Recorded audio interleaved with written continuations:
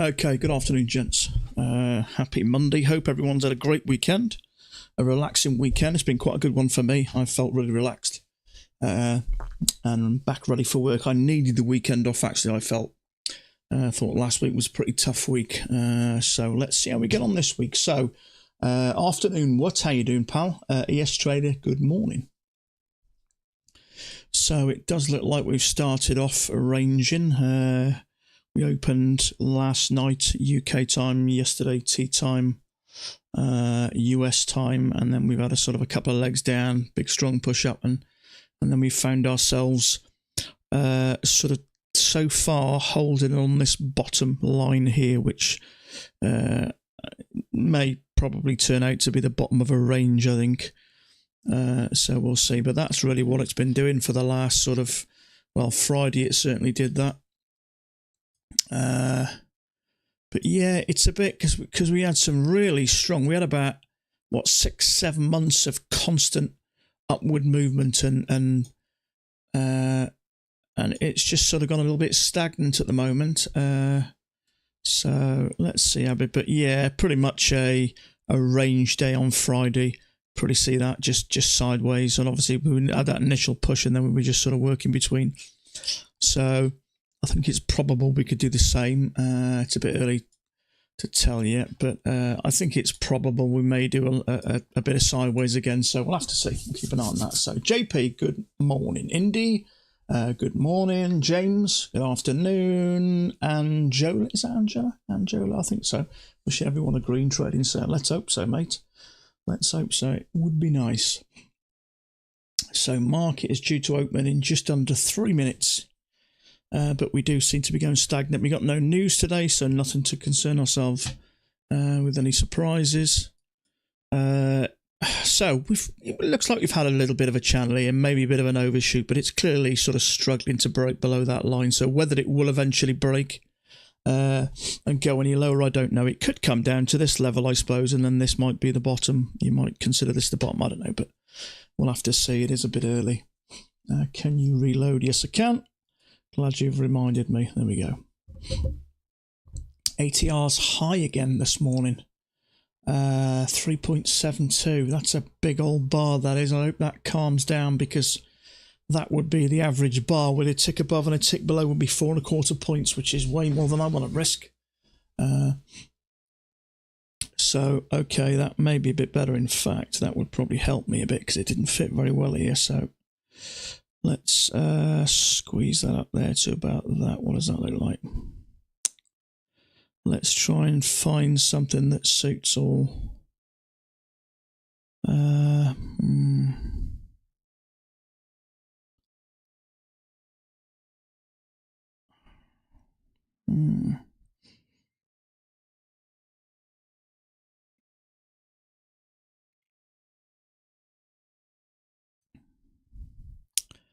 Okay, let's leave it there for now. We touch there. We've kept all that above there. It may turn into be a bit higher, I don't know. In fact, let's see if we can get a bit higher. We'll just consider that as an overshoot. If I put it there, quite a bit out, isn't it? Okay, let's just leave it like that for now. We're clearly holding along that line, so market is due to open in just under a minute. So, Groll Daddy, how you doing? Hey, Brick. Hope you guys are all fighting fit.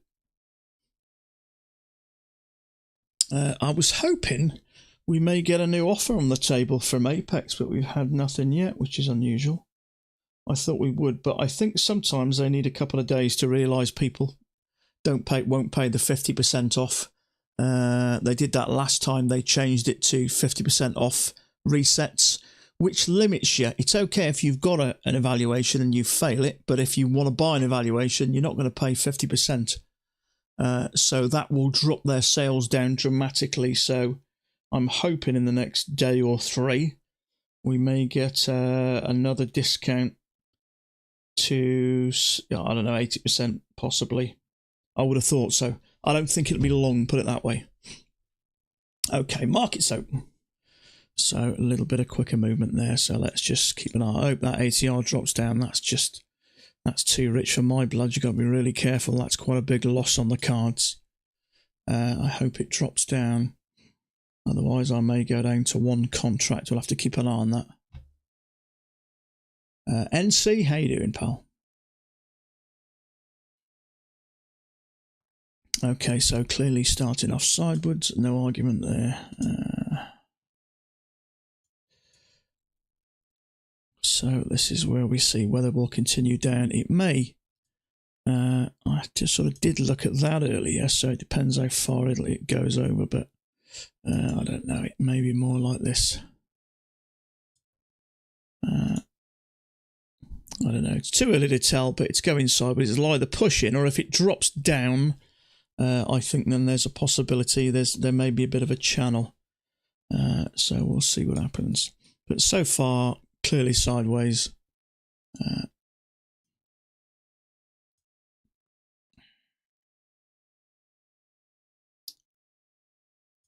It's not clearing that for some reason. It usually zeros that. Okay, is this our bottom? Are we going to fall out, or are we going to push back in?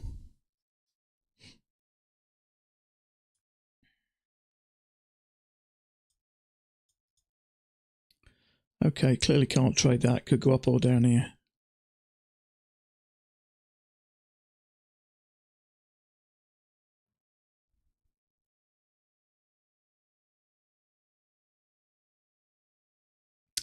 I'd say there's going to be quite a few stops along here, so if it does break below here, then I wouldn't be shocked.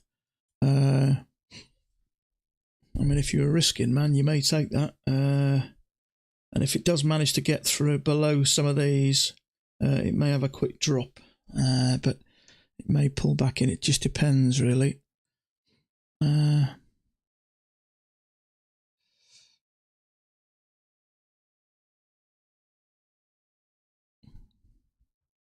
If it gets below here, I'd say there's likely going to be some stops. Maybe from there, you may have called that a bottoming pattern, and there may be some longs in there, possibly here. So if they can get below here, then I would say we may get quite a strong drop, maybe to this level, or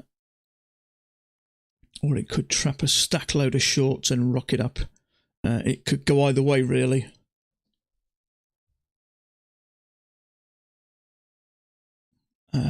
There may be some shorts there. There may be some there thinking we've actually broke outside now. But as I say, it could shoot up and take out a bunch of stops.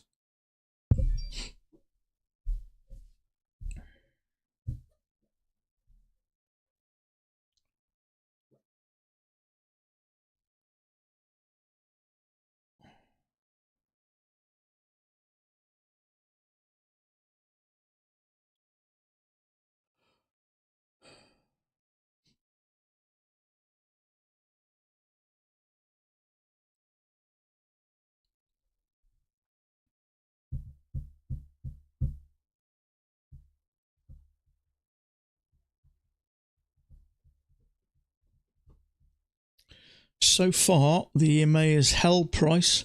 It hasn't broken above it. And it does seem to be slowly working down. So that may fool a load of shorts into believing we're pushing down, and it may just tank up, and I don't know, it depends. I'm just certainly, you can't trade that. It's just too dangerous. It does, I mean, I'm getting this sort of feeling it does tend to be working down, but I've got into trades like that in the past before, and you get in with a bunch of other shorts and all of a sudden off it goes. I did it on a valuation last week. I was convinced we were going lower, and woof, off it went. Okay, so that's just triggered, and it's still being held by the EMA, so this could be crunch time.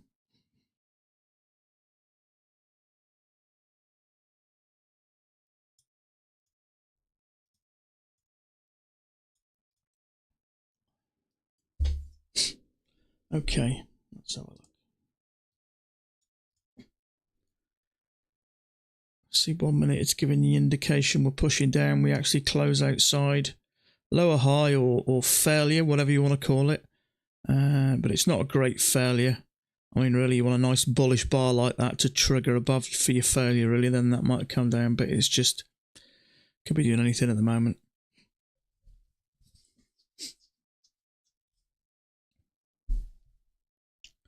So let's see if we can fit that line there somehow.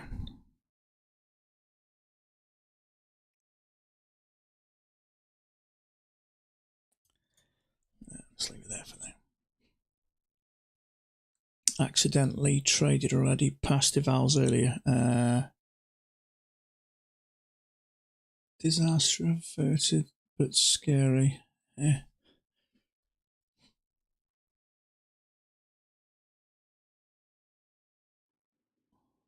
Again.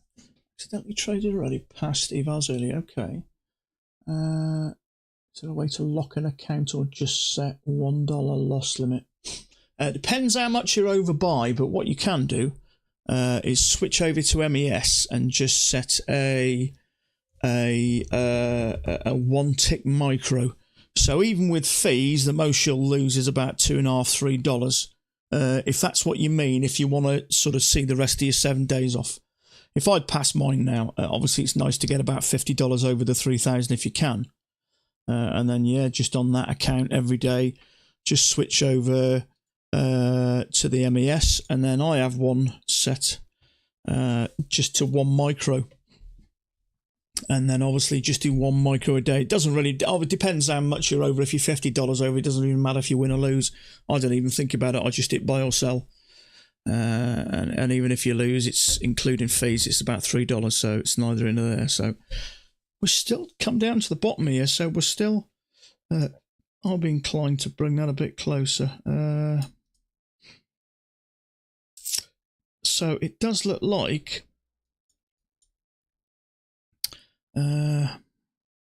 if we can get below here, then I would expect to go down, but we may not. It's really struggling.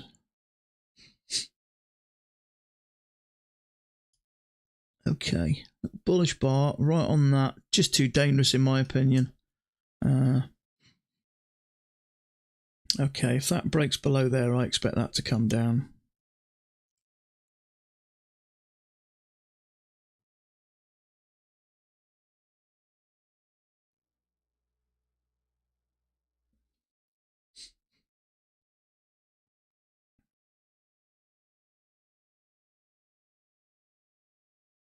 Yeah, I'm just not getting involved in these. This is just, it's about 3.5 points from top to bottom. Maybe a touch more. It's just too dangerous. I go for 2 points. It's just too dangerous. And if you look on the 10,000 tick chart, that's the bigger picture of what you've been trading. It's just not worth it. You've got to let this see it out. Otherwise, you're going to get sucker punched.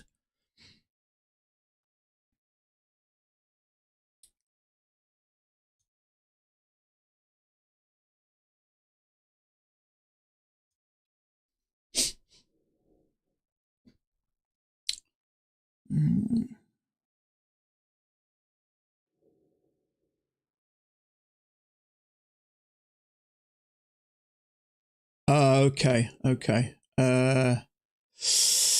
Is there a way to lock it out? I don't know.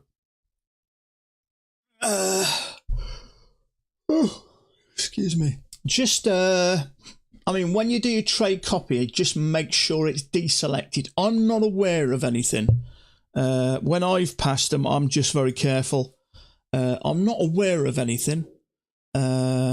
Perhaps I've just never looked into it. But obviously, when I open my Replicanto and I set my lead account, I just make sure I select the accounts I want to trade. Just check it and double check it. And you should be okay. But I'm not aware of any way of taking an account off the table.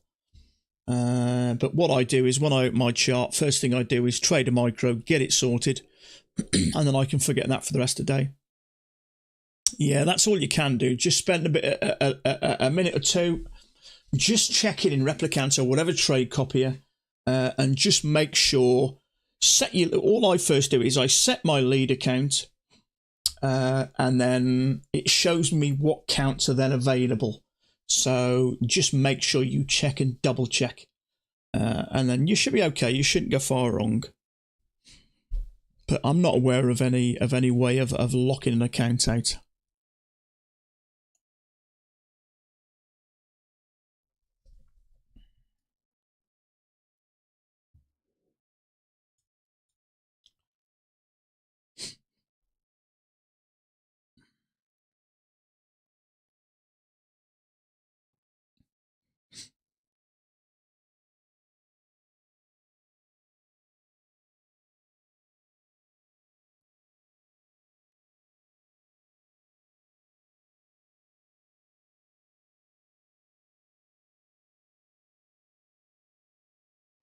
Okay, so it didn't get below here. So I'm guessing there was, let's have a look, what area that's below 470, isn't there? Yeah, there's a lot of liquidity around about this area. So that's probably why it didn't get through it. It's hard to say.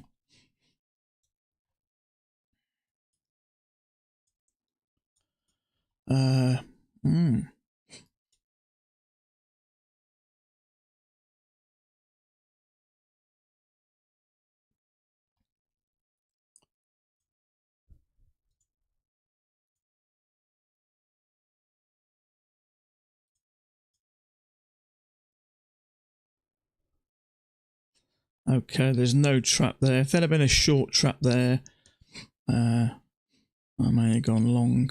But so far, there's one leg, two leg. If we bounce off here, then we may start pushing back into this range, but it's just early. And when I say range, I mean the overall, not the smaller one.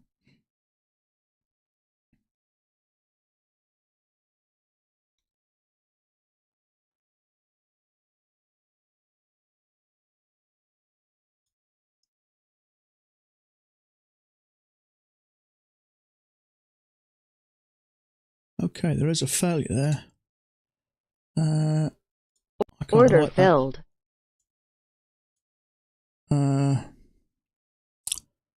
Trapping some shorts maybe. Let me go for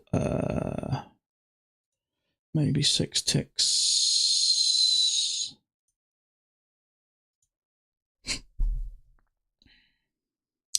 Bit more than I wanted to risk, but there we go.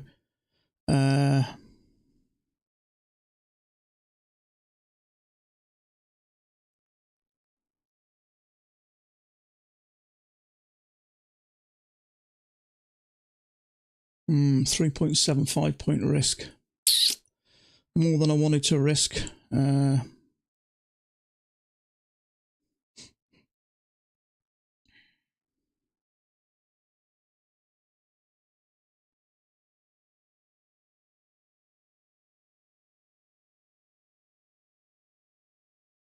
Thought there may be some shorts coming in here, see, trapped, and then where they had the failure.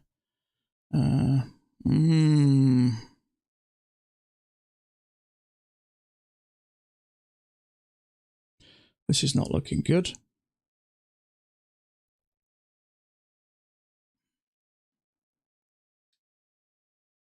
Does seem to be going a bit sideways.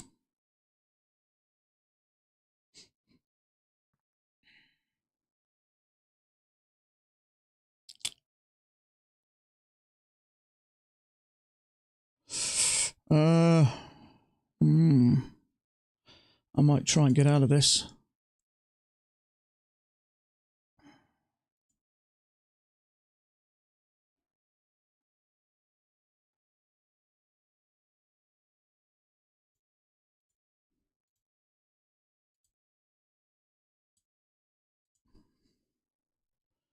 I want to get out of this for break even. See how that works actually.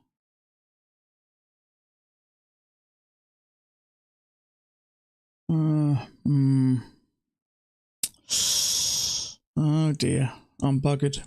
It's going to take me, this is, absolutely. 100%.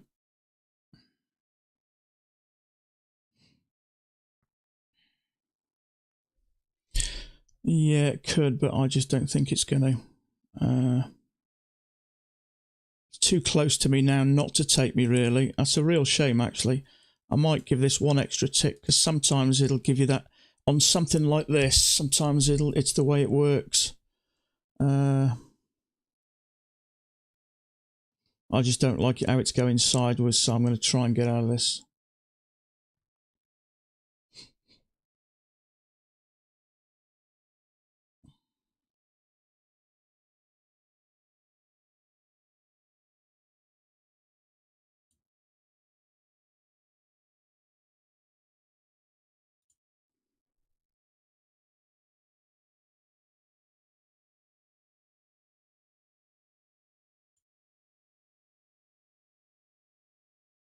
Order filled. Okay, it might push up, but I just didn't like that. It's going sideways. It's risky. I don't think it's worth holding on. And the way that's coming back there, it's just making me nervous. Now, push. It is sitting on there, and it may work, but I got out of it. I don't know why one of my PAs took me out for an extra tick, but there we go. So it's just not worth it. It's going sideways. It looked okay to me. I thought there may be some shorts taking that or there, and it looked to me like it's trapped them, and I was expecting a push up, but the fact that it's doing, I'm glad I got out, because if I'd have seen that, it's just not worth it. So I got out. For some reason, that took me out for a tick and a half, I think. I don't quite know why. I mean, if you look at the 10,000 tick chart, it is looking like it's pushing up. So I don't know. So so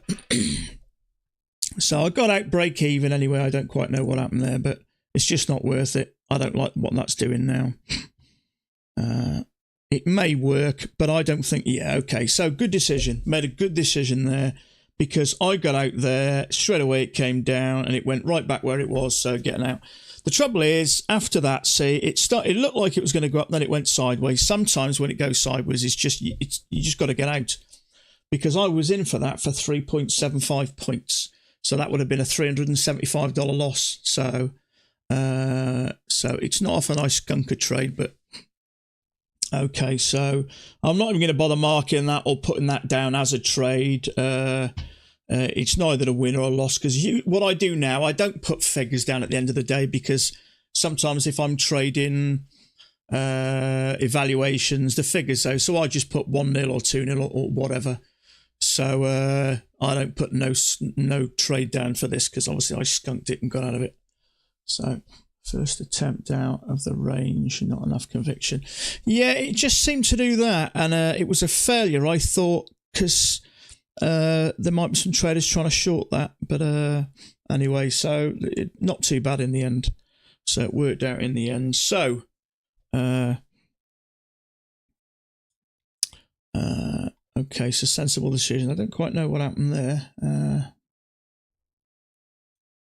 It's hard to say, isn't it? But yeah, so I got out there, but for some reason the one got me out. But that's nothing. It's neither here nor there really, that. So, okay, so now this could be another leg down here. It's possible. Let's put that there like that. And let's drop that there. So we may come down. Probably slippage. Yeah, it's not often I get any. But I don't mind. Much better than the $375 loss over those. That would have been quite a chunk of change. That would have done. I don't usually like taking that much. I got in a couple of extra ticks. Which one did I take? That one there. So it was a 2.5 point. So tick above, tick below would be 3 points. Yeah, I got in 3 ticks too late for a starters. So it was a good decision to get out of there. When it came back up there, I mean, all of a sudden it came back up, and you might have thought, okay, yeah, we're in. But my experience, when it goes sideways, sometimes you're better off just getting out. So it was a good decision.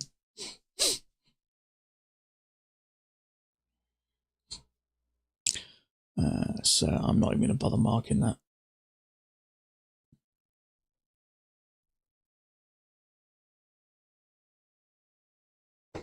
Yeah, I've looked at some of them. Until it starts to go down, I don't usually do it.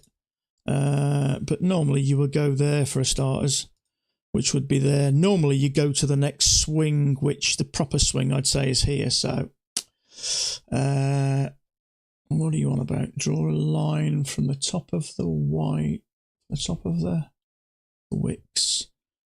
You on about here? Yeah, that's just it.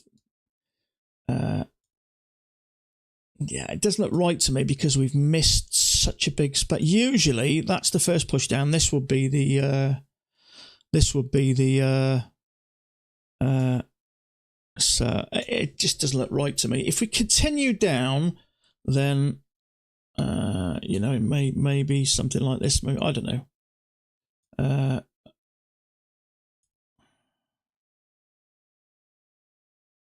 It's just a bit early yet, I think. Sometimes it can get you thinking we're going short, and we may not. This just may be the bottom. In fact, it's probably safer to do that at the moment. Let's just assume. Let's find an area which looks pretty good. Okay, I kind of like that. Once, twice, 3 times, 4, 5, 6, 7. I think that's as good as. So at the moment, I don't want to get into thinking drawing channels, because sometimes they can affect your bias. So whether it does come down or not, I mean, there is a possibility we'll have a leg and another leg down, but sometimes if you draw these too early, it can make you start thinking of going for shorts.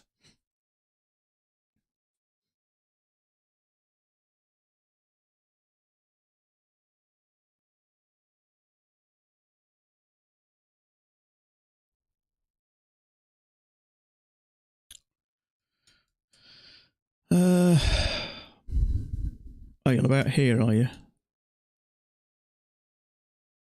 Trouble is, if you go from there, it's only hitting it twice. If you go from there, it's only hitting it 1, 2, 3, 4. If you go from there, if you put it there, 1, 2, 3, 4, 5, 6, 7. It's hard to say. I don't think it really matters too much.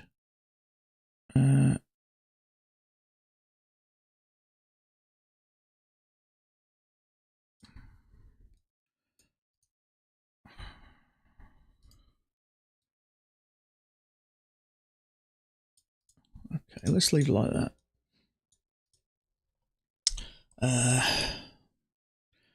I thought after this sideways bit, then we got 2 legs up, a break. I thought that was going to push then, okay, sensible decision to get out there.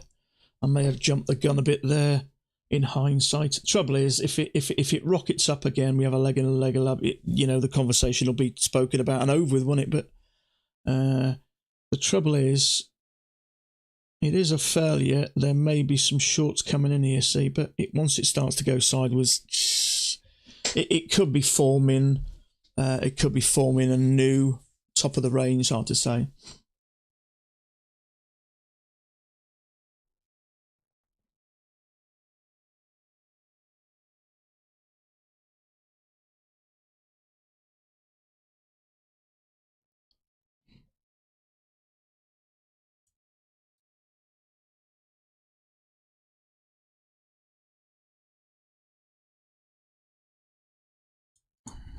One, 2, 3, 4, 5, 6, 7.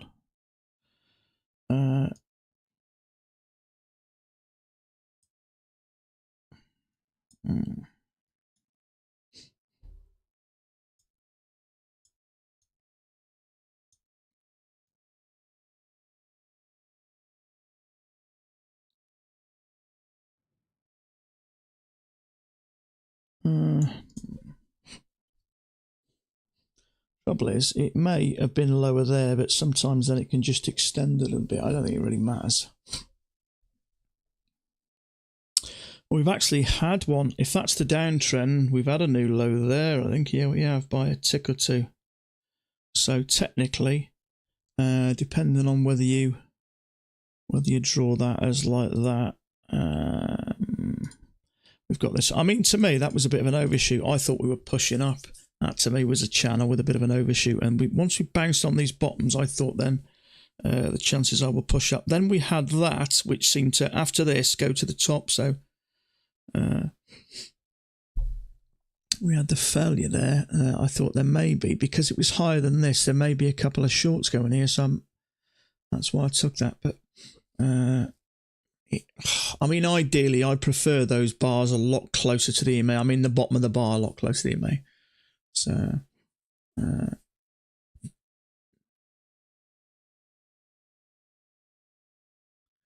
yeah, I mean, you could put that down there, but at the end of the day, if the break's here, we have, excuse me, made a new low. Yeah, it's lower than everything else by, well, a tick by there and a little bit more there. So technically it's played out. So depending on how you draw that, whether it's shorter, wider,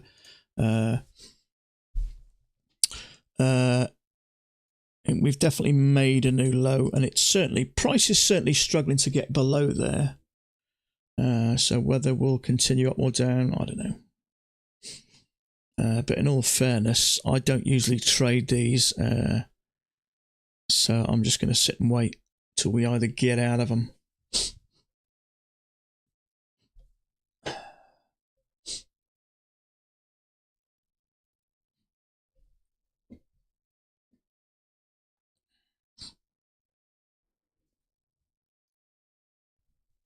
So, in fact, I got out of absolutely the right place there. Where did I get out? I think to the nearest tick, wasn't it? Yeah, I got a tick below there. Let me have a look. Yeah. I mean, it was literally a tick, wasn't it, I think? Yeah, one tick. So, I couldn't have timed that any better, really, because if I'd have got that slightly wrong, then obviously that would have taken me out. So sometimes you just got, sometimes it's worth getting out. Better to guarantee to get out and guarantee you haven't lost anything than to leave it in there and risk losing a chunk. I mean, it was well, I think it was about 3.75 point risk, which was just too much, really. Sometimes we get into these trades, don't we? The trouble is with scalping, really, it's fast-moving stuff. You don't have a great deal of time to think, and things can change. I mean, when I took that, it could have just rocketed up and given me, we may have gone into a sort of a channel there, but then sometimes it goes sideways. So, best laid plans sometimes change very quickly, and you've got to sort of make quick decisions and adapt. And I don't get out of a lot of trades. But I think sometimes, I know some trades I've got out of that go on to make money, but I think in hindsight, sometimes it's better to get out and guarantee you're not going to lose anything than when a trade starts to go sideways, just sit on it, because you may just be flogging a dead horse, you know what I mean? And so we'll see. My point is that the trade was long at the top of... Yeah, I think the reason I went for it is because at the time I had that drawn here, so it seemed to push up and bounce off the top. So perhaps it's retesting the top. It's hard to say. Playing out as a concept. Yeah, even though in hindsight, yeah, it didn't look like a terrible failure. That was the failure there, I thought, because it broke it above here. That may... there may be some people who short that. I mean, it's not brilliant bar to short, is it? But so I thought, no, that may work there, but it did trigger above there. But I don't know, some things will work, some things won't. It's certainly not on my top 10 of greatest trades, put it that way. It's probably somewhere around the middle. But fortunately, I got out of it. For a total loss of about $50 odd or something, with a little bit of slippage. So, that's nothing in the grand scheme of things. That average is about $12.50 over each account, which is nothing really, and much better to get out that than the latter. Yeah, because there's nothing more frustrating.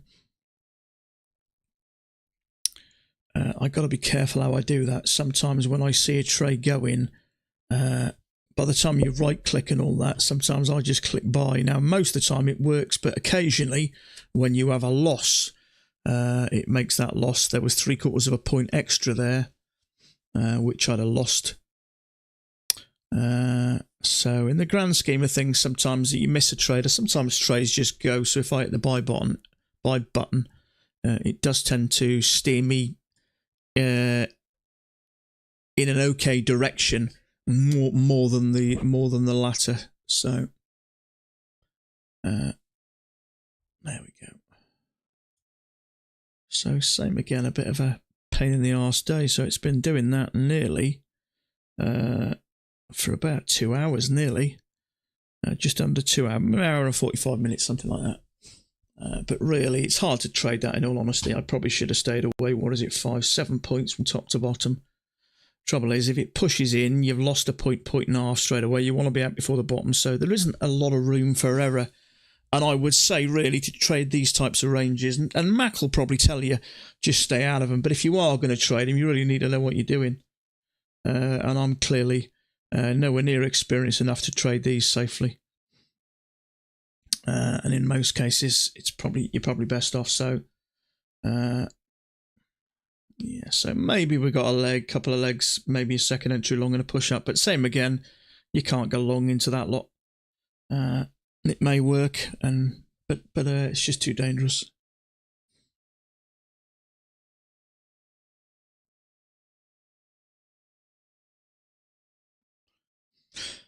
Oh, yeah, it is bouncing off the midline, isn't it? So it may pop out. We may have a leg up, a couple of legs back. But the trouble is, it's hard to say when it's like this, because sometimes it can, 1 minute it can look like it's pushing up and it can drag some longs in. All of a sudden, and you get trapped and you get stuffed in the other direction. I mean, that does look kind of nice. It's a second entry long, but you are going long into all that, and that just adds to the risk.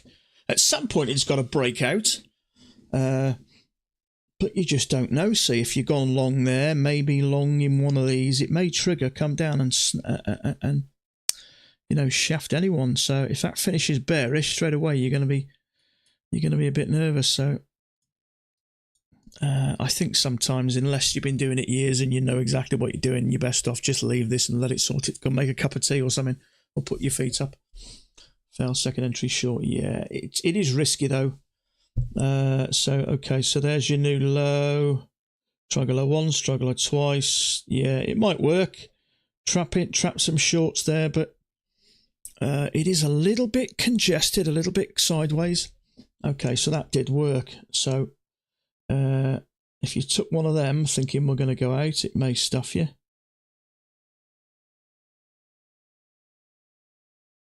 So maybe as you take that as a second entry long. It may hold. It's on the EMA now, but we'll go for a run, absolutely. I'm starting a new gym, actually, in a couple of weeks. So I'm quite looking forward to that. There's a new gym opening a mile from my front door, 24-hour gym. Really cheap as well. They're getting cheaper and cheaper gyms. £12.99, which is about $16 a month. So I'm going to start... I lifted some weights when I was a bit younger, but I haven't done it for a long time. But I think it might get rid of any type of frustration, or stress from trading. Go and lift some weights a few times a week. So I'm kind of looking forward to that.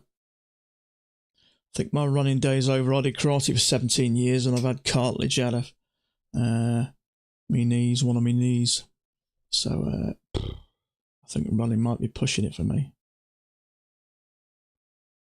Done over 50k in 3 weeks. Good grief. Good on you, mate. Gym membership for the first time in years. Yeah. I don't know how many times I've got gym memberships for in the past, and you use them a few times and end up just not going. But the beauty is now as a trader, see, I don't trade. I get to the screen about 2 o'clock in the afternoon UK time, see. So I've got a lot of time, and I trade for about 3.5, 4 hours. So I've got a lot of time. So I've got more time than, when I was out. It's different if you're going out and you're doing 8, 9, 10 hours of work and then travelling to work and back. You haven't got the time, a lot of the time. You lift weights. Now I'm throwing weights in frustration. But yeah, I think it does look like we're breaking out here. So if you did take that one and it held, it looks like it's pushing. I mean, we're above this now, so I'd say it's probably going to push up. But yeah, I mean, weightlifting. I mean, I've always had a bit of an interest in nutrition and all that sort of stuff, and I'm 54 now. So as you're getting older, lifting weights is really good. It helps, keep your bones and muscle strong, and it helps with your bone density as well. Because obviously, as you get older, your bones can suffer from osteoporosis and all that sort of stuff. So lifting weights as you get older is really beneficial. And obviously it's good for your mental health. And obviously trading, as we know, especially our style of trading, can be quite stressful at times, can't it? So you know what they say, work hard, play hard. So I think going out, lifting a few weights is good for your mental health and just for your whole physical and mental well-being. And I run with my phone watching charts if I need to. I want to try and get away from charts, I do. I have found it hard because I get very obsessive.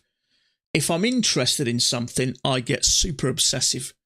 And still at times now, I wake up sometimes at night and I'll look at Bookmap and find out where the market is and what it's been doing. And I get a bit obsessive. So I am trying to draw the line between work and home time, because you have to have a balance. It can't always be work, because you'll just melt your brain.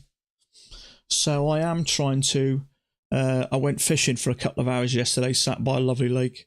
And that's nice. Just put your feet up and it just gets you away from the normal routine, because it can get on top of you otherwise trading.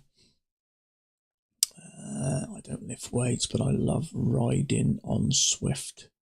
Cycling.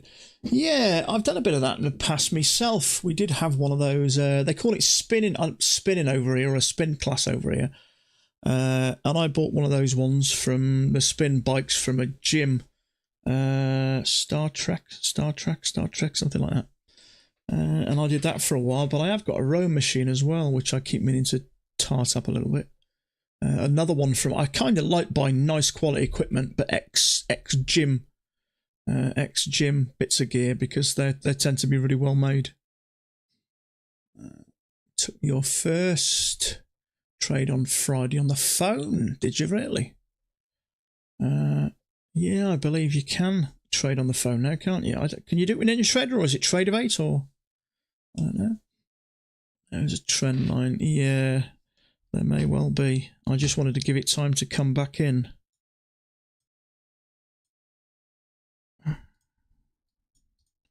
So whether it's from here or here, but I say the way I'm looking at it, it quite likely could be from here. Actually fits quite nice, that does. Okay, so good start. Start from here, touched a few times here, touched here. Okay, so far so good. It looks okay, that. I'm a bit finicky getting them bang on, I am. So yeah, okay, so far so good. You have got to be careful with these though, because sometimes it comes back in, you take a long thinking we're going up, it can pull back in here. It could be a failed breakout. There is a possibility. And sometimes when you draw these channels, they can get you thinking in the wrong direction. But I do like the way it's working in that bottom tier. But you have got to be a bit careful. So there is, you can see it there and there. There's a little bit of congestion there. So CPR, I think you're a new face. I don't recognise that name. I could only ever manage a trade on my phone. My phone. I'm not sure what you mean there, but I could only manage a trade on my phone. To do Z is a bit much for me. I'm not sure what you mean there, bud. I couldn't enter one. Oh, okay, I got you. Yeah, I don't think I'd enter on my phone. I mean, I do. I swing trade. Well, I say swing trade. I more buy it when they're cheap. I use Bybit and I buy bits of crypto. So I tend to spot trade it. So when it drops for 10% or 8% or whatever, then I'll buy a bit. And then if it does happen to push a little bit, I can make another 10 or 15% on it. I'll sell it and do that. So, but the beauty of doing that, see, if it does go down, you can just hold on to it. Crypto, as long as it's a good crypto, it's pretty much going to go up. If you stick to things like the Bitcoins and the Ethereums and Solanas and Cardanos and all those. And it's a kind of safe way of buying and trying to make a bit of money.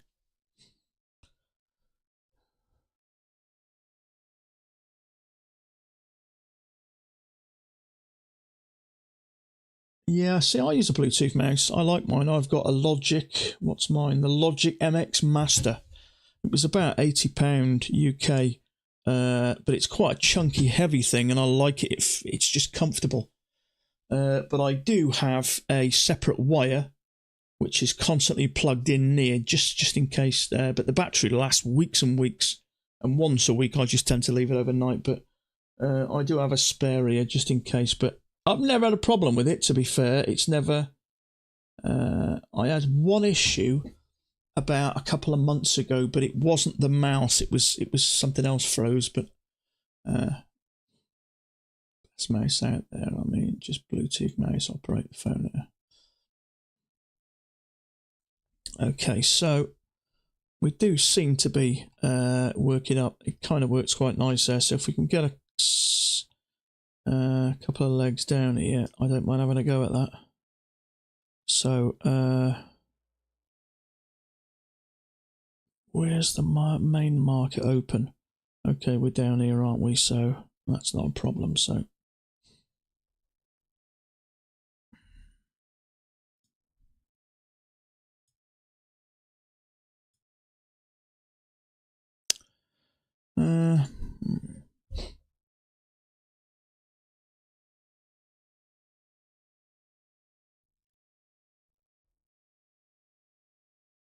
oh, I see what you mean, to operate your phone. Yeah, I don't do it on my phone. Mine's not massive. It's the what's mine? The iPhone 13, standard 13. It's not the Max or anything, so it's big enough. But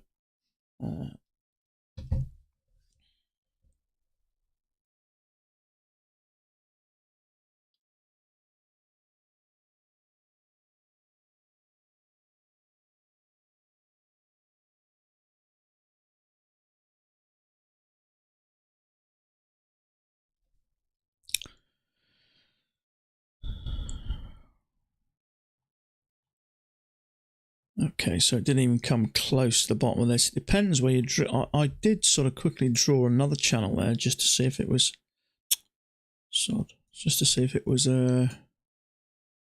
maybe something like that. But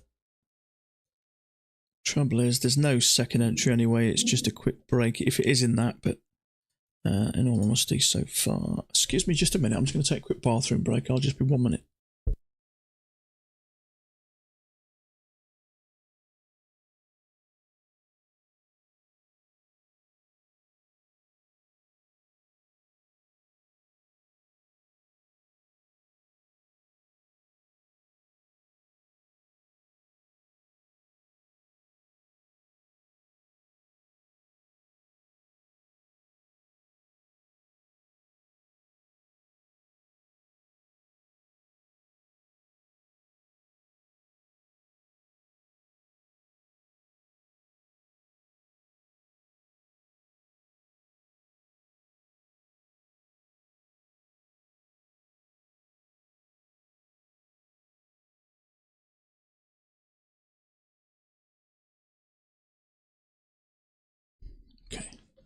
Okay, so yeah, so far so good. So it's clearly working in that. In fact, I can bring that down and it should touch nice actually. So yeah, beautiful.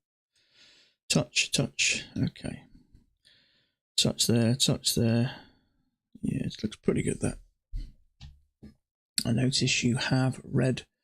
Yeah, I've done that a few times, but for some reason it hasn't zeroed it. Yeah, it's not done it again for some reason. It usually zeros it. I don't quite know why. It's a major issue. I never used to bother doing that. It's never affected anything. But yeah, I've done it about 4 or 5 times now. Just date and time. It's just not working for some reason. Perhaps a restart of NinjaTrader might work, but it's not a problem anyway. It's negligible, that.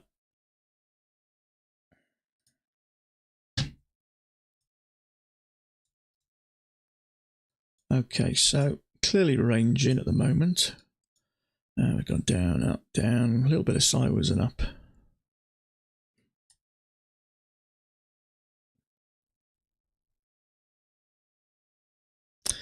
Yeah, trouble is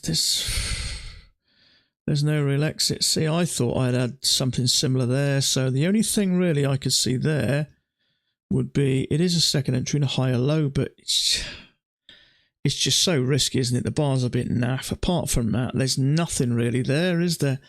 And then all of a sudden we're out.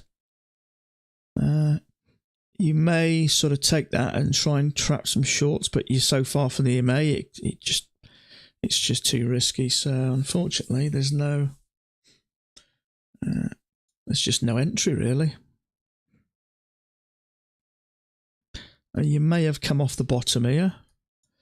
Sometimes when it does that, you get a bit of a doji, and it seems to struggle. I don't know what size that was. That was 1.5, so I don't know. You may have come off that bottom. But I'm not a massive fan of picking tops and bottoms. I don't have a lot of luck with them. My chart, the lag does it. I have reloaded it once. Let's try it again. Excuse me. You're about reloading it? You're about reloading the data or actually rebooting it? You're on about rebooting it, aren't you? To be fair, I never used to do it. I spent probably a year not doing it and never seemed to make a difference, so I don't know. That's the only annoying thing sometimes, isn't it?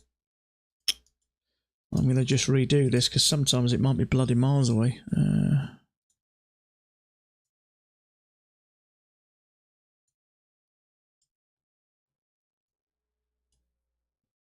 Yeah, okay. I'm not really concerned with it.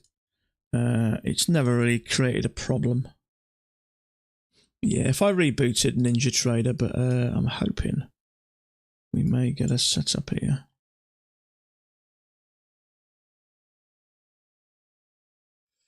Well, in all fairness, it's funny you should say that because I always reset that, and that's the first time I've seen slippage. So you may be right, actually. So let's just wait here a minute because we may get a leg and a leg. Be a shame to miss the only bloody trade of the day, wouldn't it? Okay, sorry, let's do it quickly. It shouldn't take a minute.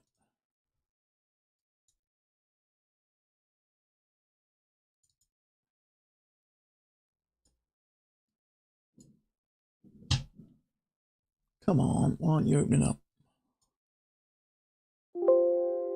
Oh, yeah.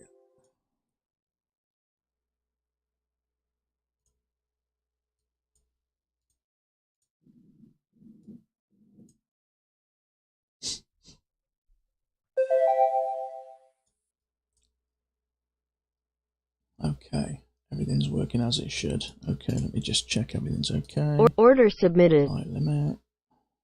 Yes. Order cancelled. So let's quickly try it. May get a setup here for lucky. Okay, let's see if that works. Come on, 0, 0, 0, 0, 0. It's not working, is it? It's unusual. Okay, so leg down. We got to come a bit further here. I'm not a fan of that. Come a bit further. In fact, it's not actually broken higher, but it does look like a leg and a leg. Let's just see if we get something that drops Order a bit submitted. lower and bullish. It's got to come lower than that for me, though. Leg and a leg down here would be nice. Drop below here and sit bullish should be lovely. Come on, come down, you bugger. Come on, leg. Sideways leg. Excuse me a second.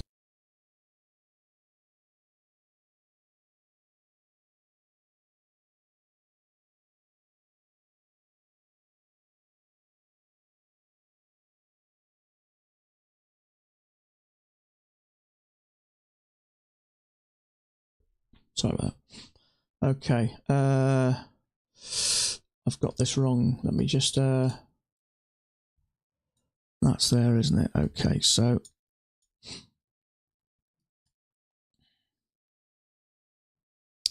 Yeah, brilliant. I was going to say I'm not taking that. I much prefer to come down a bit lower. Come on, finish low. Come on. Okay, come down a bit lower.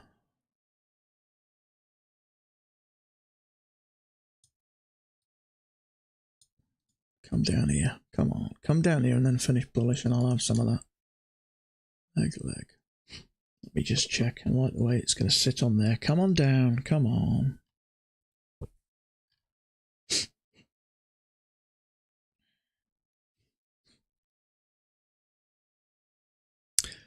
No, it's just too risky for me, that is.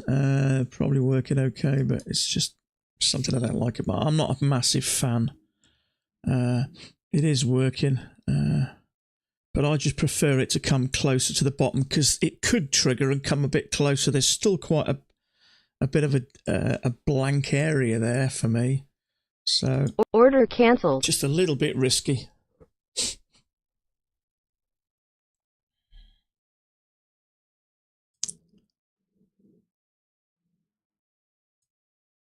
Okay, so you'd have got a point out of that. Good decision, Lancy boy. Okay.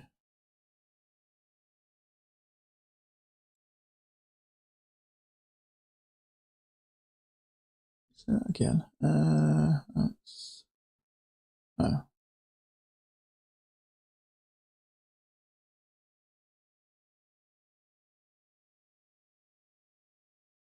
Yeah, so that was a good decision to leave that one because you'd have got a point out of it maximum. Let's try it again.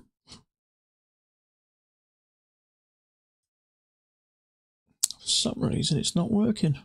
I don't quite know why. Hold on a second.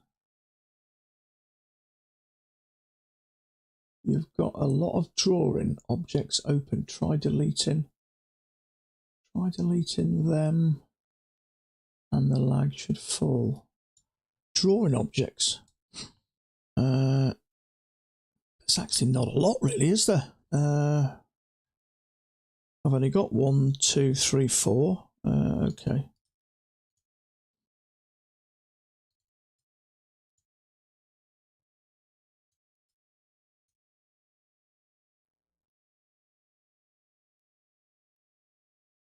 That's yesterday's low, that is. Sorry. Tell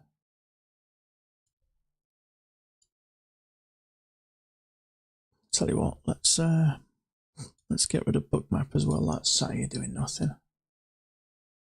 And that one for now. Let's see if that helps.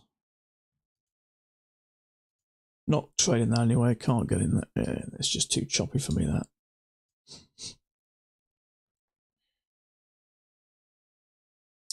No, strange. Strange.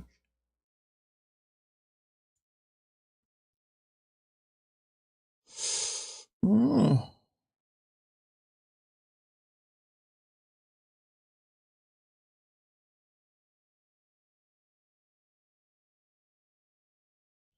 Okay, too choppy for me. It does look like it's coming to the side and then it might push up, but it's just too risky. So let's just draw that for now. Let's put that there. Check the sync tool. I wrote above, works perfectly. It's for a sync tool. Where is it, bud?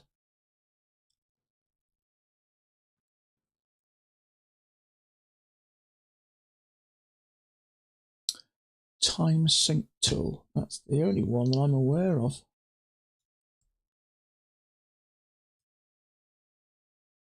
Let's try this one more time. It's not having none of it, is it? God damn.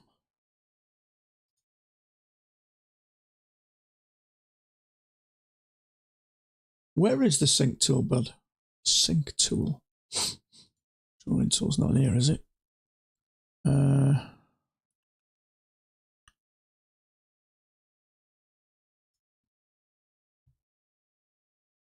Sync tool. I'll tell you what, let me have a look in tools, anything that says it there.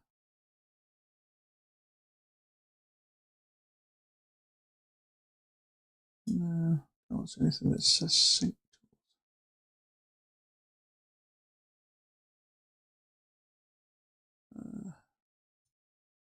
No, it's unusual, that.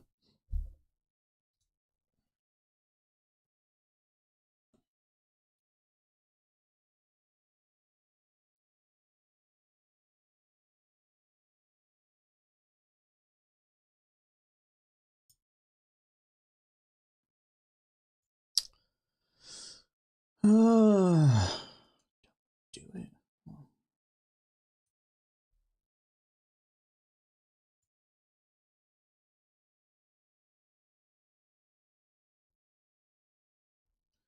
No, I don't know why it's not working. I'll tell you what, let me just try and reboot Ninja Trader one more time.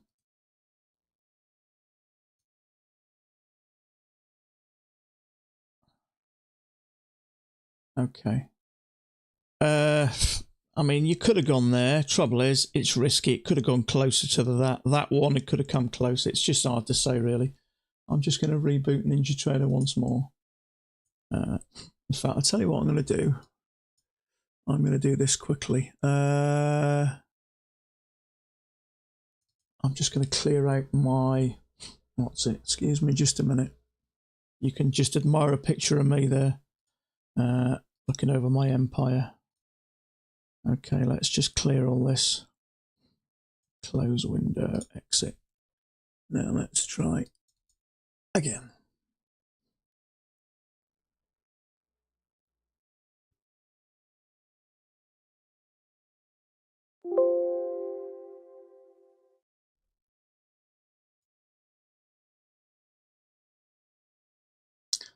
Fingers crossed.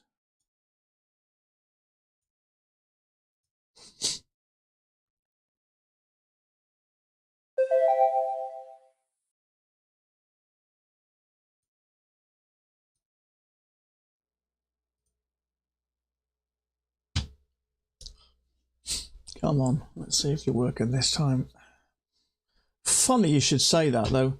I always think that, and I never seem to get slippage, and then all of a sudden I got slippage then. Strange. Strange. Okay, so let's see if we get it again. Come on. Strange. It's not working. Don't know what's different. Time zones, everything's right. Strange. Okay, doesn't look like it's going to work for us.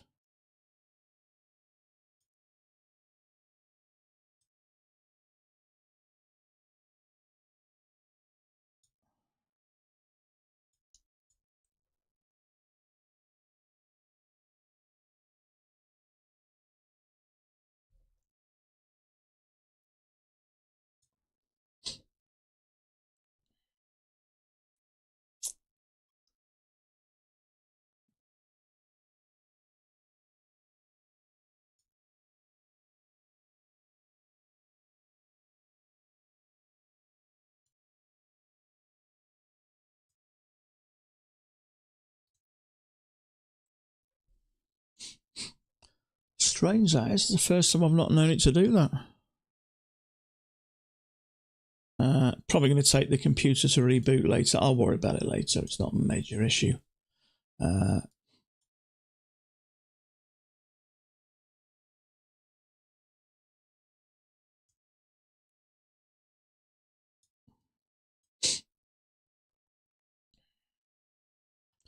Okay, so we're clearly going sideways. We've got this channel. We've just now had a break of it.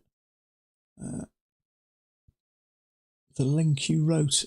No, for some reason, but it doesn't show links. YouTube, I don't know why. It doesn't show it.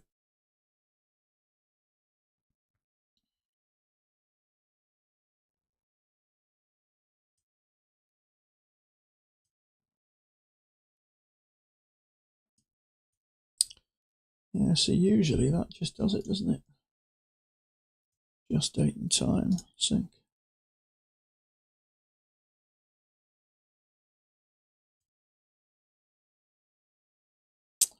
So none of it.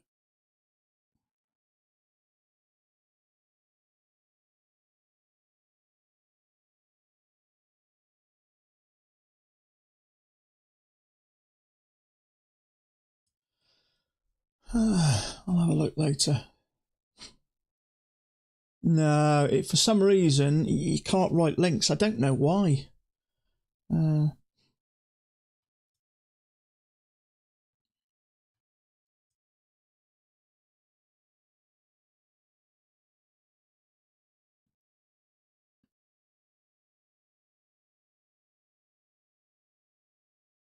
Time sync from Speedsoft.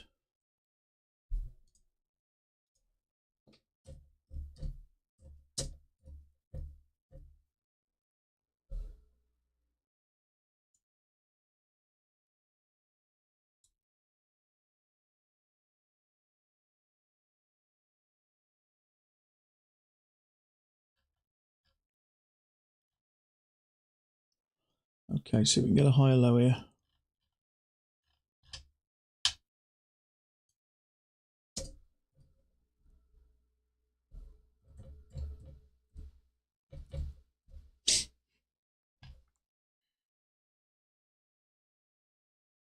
Okay, hopefully higher low, trap some shorts.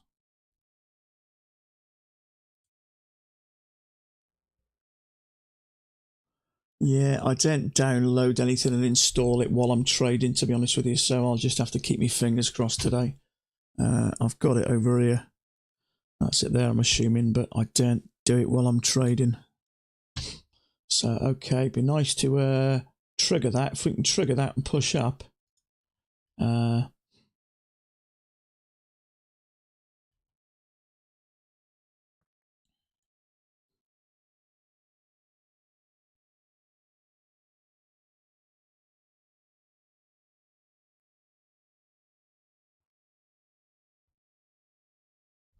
What I can do is keep trying it for now.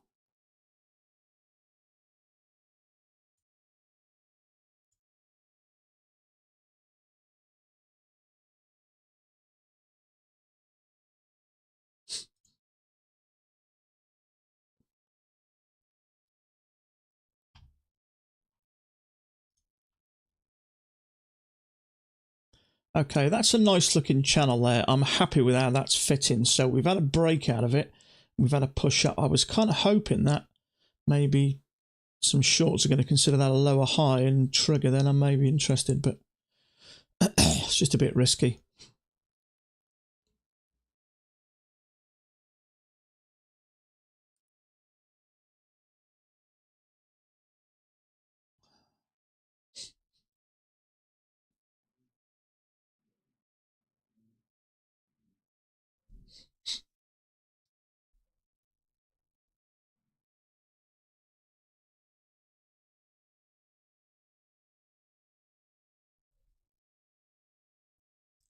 Okay, so we've had a drop trigger once, trigger twice. Maybe if there's a failed second entry long might trigger and then give us our higher low.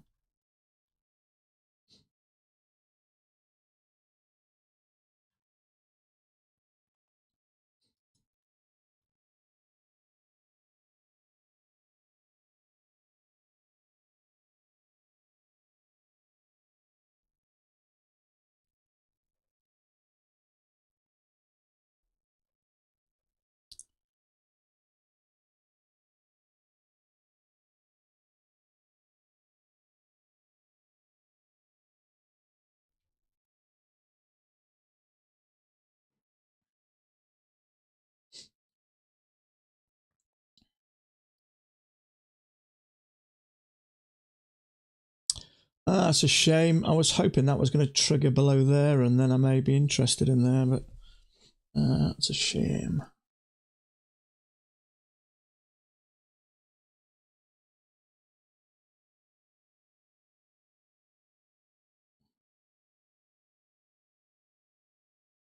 Yeah, trouble is, with that not triggering, you've got 3 bars back to back. Now, I'm pretty sure it's going higher, but it's just, it adds that little bit of risk. If that triggered below there, I consider that a higher low, in which I'd interest me. But I know what you're saying, but for me, taking that as a second entry long without it triggering that short, it's just a bit risky.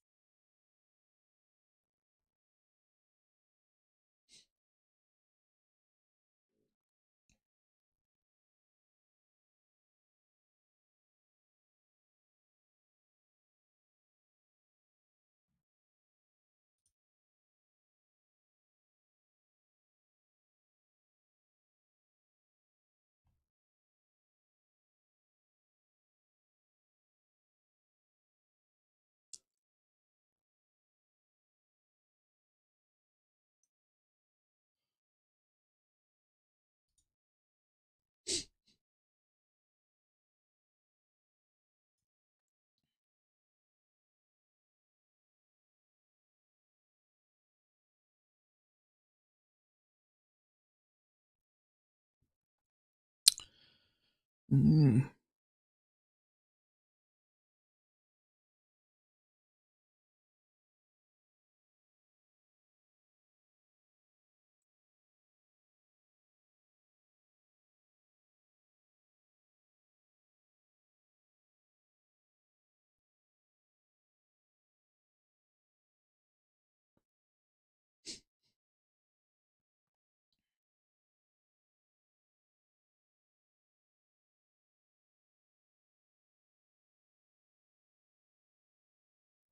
Okay, let's just download this, see if we can get it to work.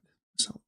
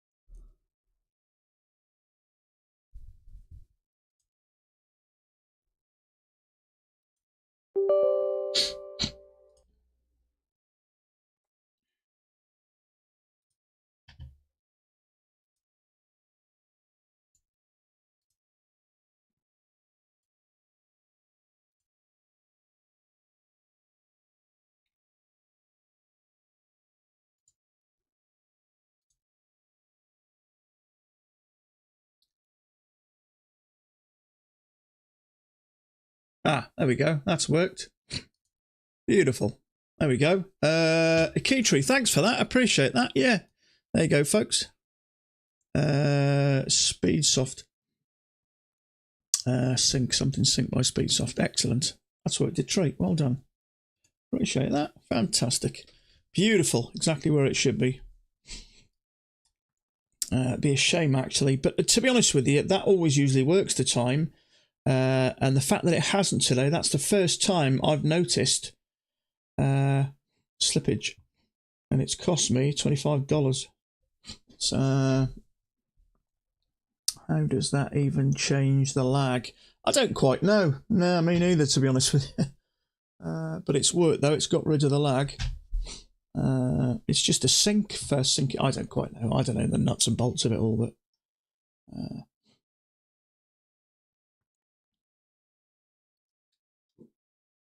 all I know, it's worked.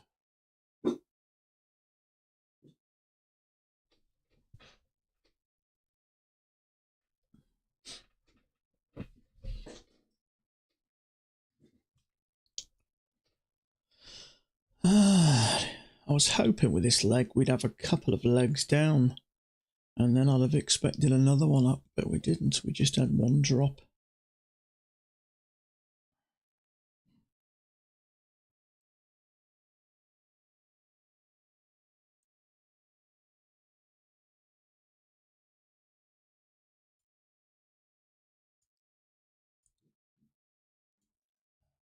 What's going on here? What have I just done? Hold on a second. Sorry about that. Excuse me a second.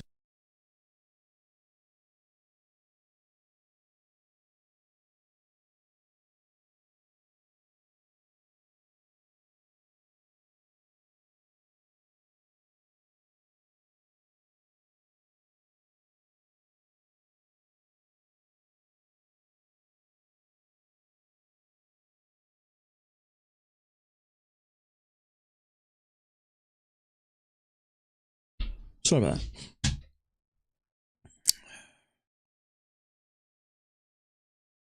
These ATRs come down a bit. That's good news.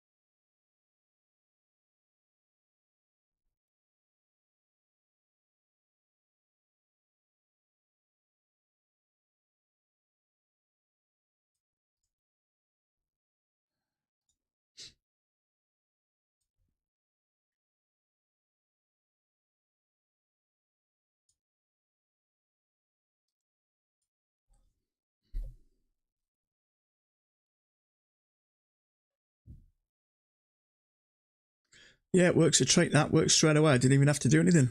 In all honesty, that's the first time I've ever noticed slippage. So I've got quite a powerful machine. So obviously that makes a difference in, you know, computing speed and all that sort of stuff. I've got a quick internet connection. So how much those affect, I don't know. But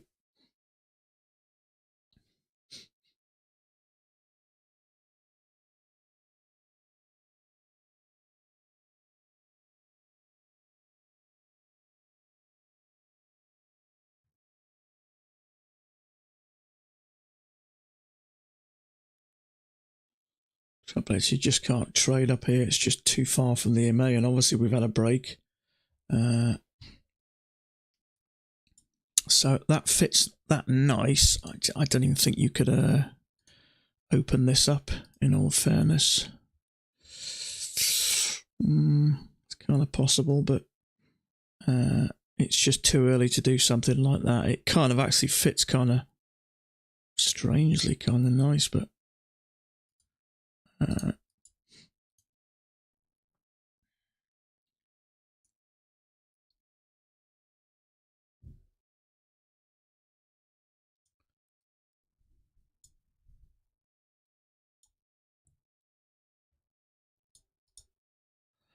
I think actually that looks quite nice. Touch there, touch there, touch there, touch there.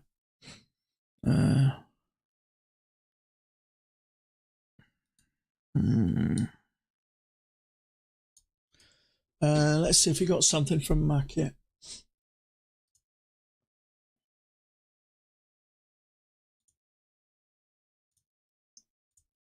Yes. How long ago? Be interested to see what he's done with that.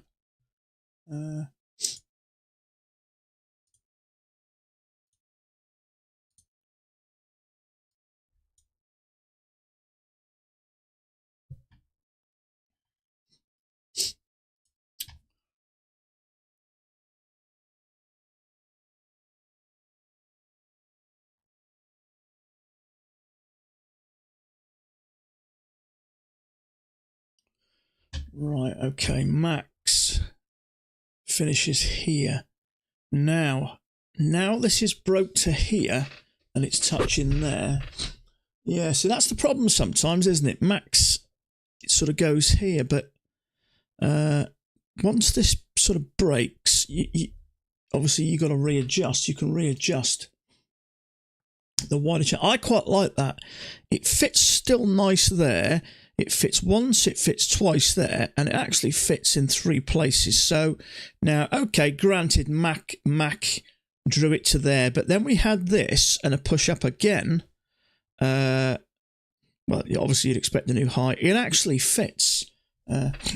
Tops don't matter in an uptrend. Yeah, they don't matter as much, do they? But I suppose it kind of fits, doesn't it? But yeah, I mean, if you've had a break and a new high, trouble is, it's hard to know exactly what we're doing here. Are we going to continue up, or are we going to, you know, bounce here? Wider channel not confirmed yet. Well, yeah, I don't know. You could say we touched there. We've touched there. Well, it's hard to say. It's hard to say. Sometimes if you sit back and look at the angle, sometimes the angle works. So we've touched a few times here, and we've touched once, we've pushed up and touched twice. So technically we've touched it 3 times. But it's hard to say. I mean, if you think there, we've touched it there, we've only really, well, we've touched it a few times, but it's hard to say. But I actually kind of like that. I mean, that's part of our job, isn't it, to adjust and stuff like that, and just the way that fits there, it looks nice.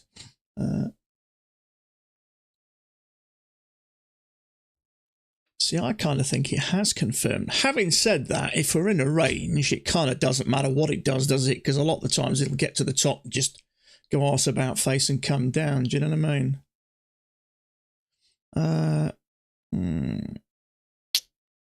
I think it's important, whatever you do, to assume that it may have had a break.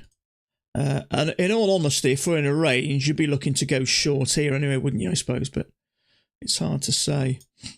I kind of like how it fits. Touched a few times here, and we're pretty close there. And it kind of fits in that sort of bottom tier, and this is fitting in the top tier. It's hard to say, really. Mind you, I suppose if you take that like that, that's sort of straddling across the two, isn't it? In fact, I would say, yeah, I think I tend to usually say to myself, it's safer to assume that it has, because how we had the trend channel, it had a break. So I think it's probably safer to assume that's what I usually say. So I should be following my own rules, really, shouldn't I? I mean, it may be. I mean, if it comes down here and tests it again and breaks out, then obviously we just readjust. But I think sometimes it's safer to assume we've had a break and a new high. Now, normally in a range, obviously we'd be looking to short these highs, but it's only really been up here once before, so it's a bit. The picture's a little bit unclear at the moment. Obviously, we can see there's something holding us there, but are we going to continue to push up? It's really hard to say. But if we're in a range, regardless of whether we've had a break, a lot of the times we would continue up until we hit close to the top of the range. So it's a bit hard to cipher this, and I think really, if that's the case, the safest form of action will be just to stay out of it. Because it doesn't matter sometimes whether we've got a channel which we're still in or whether we've had a channel which we break. A lot of the times when it's the top of a range, it just turns and comes down anyway. So the old adage of we have a break and a new extreme doesn't always happen in an uptrend, especially if the break's close to the top and the new extreme's at the top. If the break's at the top. So that kind of fits nice there, but it kind of fits nice both ways. So it's a bit hard to decipher, isn't it? So if we bring that to there and we lift that up, yeah, same again. It kind of fits nice, but I think the safest course of action is to assume we've had a break and made a new high. But it is sort of continuing up, but obviously. At first glance, we seem to be going sideways, which generally would indicate range. But obviously, we've only been up there once before, so we could just blast straight through. It's hard to say at the moment. For the first time today, I haven't had a book map on either. I'm paying less and less attention to it. I think it's probably more important if you're going for more points, as we tend to go for around about 2 points. I don't think it's having a major use case on me at the moment, so I'm just putting it aside. A bit frustrating day, not so decent setup. Yeah, how long we've been going? Hour and a half. Okay, it's not terrible. Yeah, see, you've got that, and technically that's a second entry long. The only slight cause for concern for me is I would have preferred that to break below the lower high. And not only that, you know what they say, three or four bars, three or more bars side by side. Not only that, we're coming from the top, we're hitting the top, and now we come back, we don't get nowhere near that. And a lot of cases that indicates a break, and we've had a break.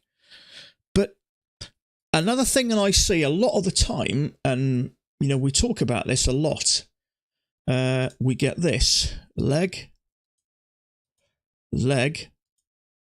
another. So that's the bit that was concerning me.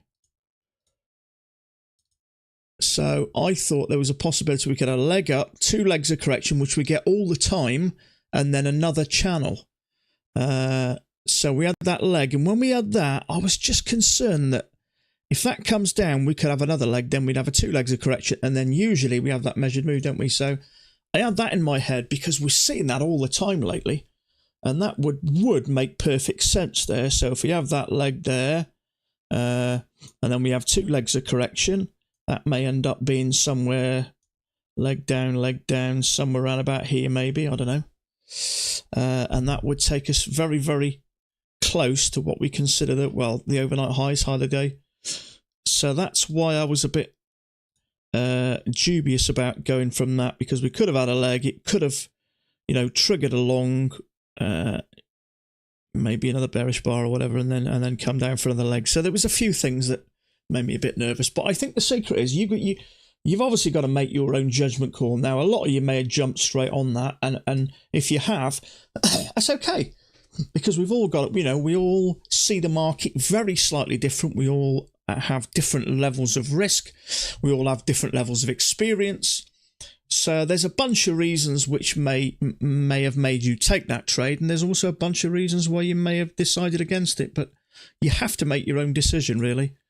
At the moment, I've gone from being completely careless with my trading to being maybe a bit over strict. There are some trades which I've looked at and said I'm staying out of that people like Daniel and Marco have taken. So I'm trying to find some balance, something that tends to work both ways.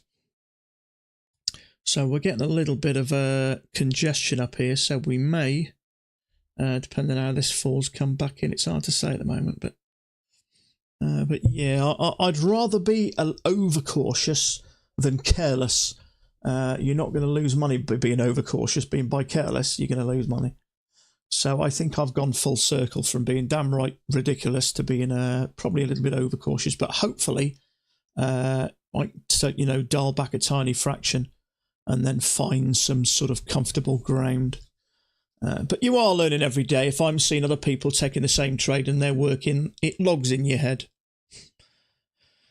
Okay, so a lot of the time when it does this little bit, it may pull back in a bit, but it may pull into here or here and continue up, or it may come back into the range. Hard to say at the moment, but we are what looks like. Okay, so we've broken that high of the day, so let's put that there, because we touched 3 times there and there's just a little spike about there, and leave it like that for now. So there is a bearish bar there, so I think it's likely that's going to come closer to the EMA. But I'm not prepared to trade on it because I'm not a fan of picking tops and bottoms, and it is only the second time it's hit that, so it could trigger you and stop you out. But the way that's struggling a bit there, I think it's likely to come back to the EMA. And I only do these predictions just to help me understand what other traders are thinking, because obviously we're studying human behavior here, and what are human beings thinking? Am I thinking I'm going to go long there? I'm certainly not. Am I thinking I'm going to be going short there? I'd rather go short than long.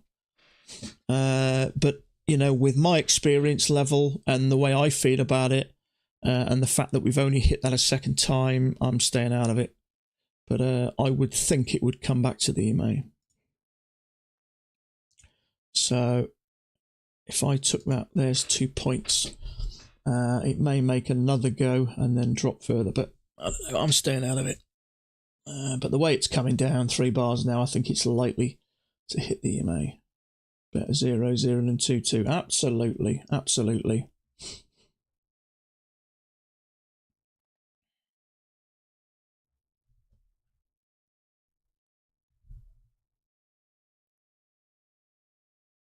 Yeah, there's no shame in not taking a trade. Is there? Nothing at all. In fact, I say if you're not sure and you decide not to, I think it's a good decision. Okay, so that looks like it's going to make 2 points. Touch that EMA. But just not a massive fan at the moment. It's frustrating. I feel like passing on some really good trades. Yeah, I wouldn't beat yourself up about that sometimes. I mean, this style of trading is very fast moving. It's quite stressful, and you've got to make very quick decisions. And you've got to think really quick. And obviously you've got the time constraint, which affects you. You've obviously got the anxiety, the level of stress. you know, all those different factors, and sometimes you don't make the right decisions, and sometimes you miss them. I much prefer to miss a trade. Okay, so that would have made 2 points and it hit the EMA. I'm quite happy to miss a trade because I've guaranteed I've not lost a penny. So now this will be interesting to see where this comes down here. So because there is a possibility we could continue up, there may be something wider, but the way that's touching there,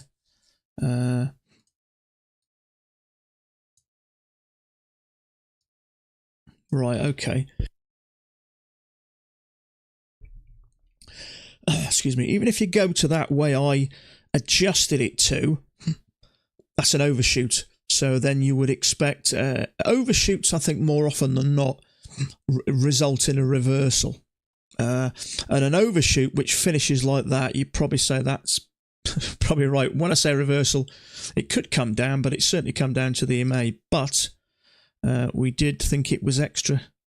It's cautious to take the cautious approach to say we've had a break and a new high. So either way, we're at the top of this, which looks to be a range. Now, it may continue up, and if it does, we'll start treating it as more of a channel than a range. But at the moment, we just do nothing. You may have taken that. But as I've mentioned before, my confidence level, and we all have different styles, you know, certain trades we prefer. But picking tops and bottoms isn't one of my comfort zones, shall we say, at the moment. But how we've had that channel now, it's actually fitting perfectly. And it's fitting perfectly in those 3 places there. So it may start to work down, or it may have a couple of legs and work high, but we're not really going to know that at the moment. So I'm just going to take a quick few-minute break and make myself... In fact, no, I better sit here, actually. But do I really want to go long into this?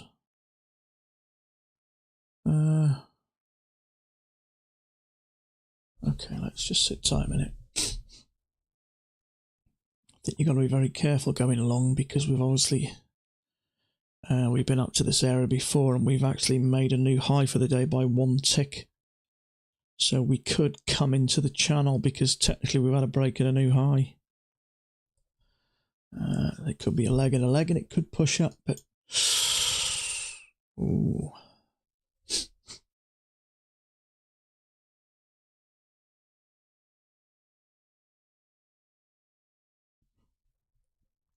Yeah, see, you know, if this drops down here and finishes bullish, it's a second entry long. But there is a bit of congestion there, so that could upset the equilibrium, really, and it could shaft you over a bit. It's a bit risky, this. And that's part of trading, isn't it? Making assessments and judgments on the fly, really, isn't it? And at the moment, we've had a leg down sideways. In a lot of cases, that can result in another leg down, like a bear flag. We see it going up, push up, a little bit of sideways, push up again. So,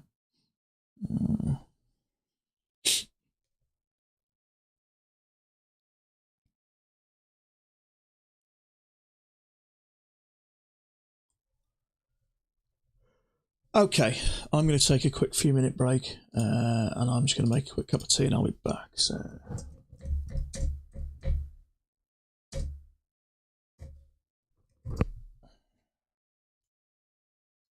Okay, let's just leave that there. It does look like we're going to have a leg and a leg anyway, but my mouth dries a bone, so I'll be about 3 or 4 minutes.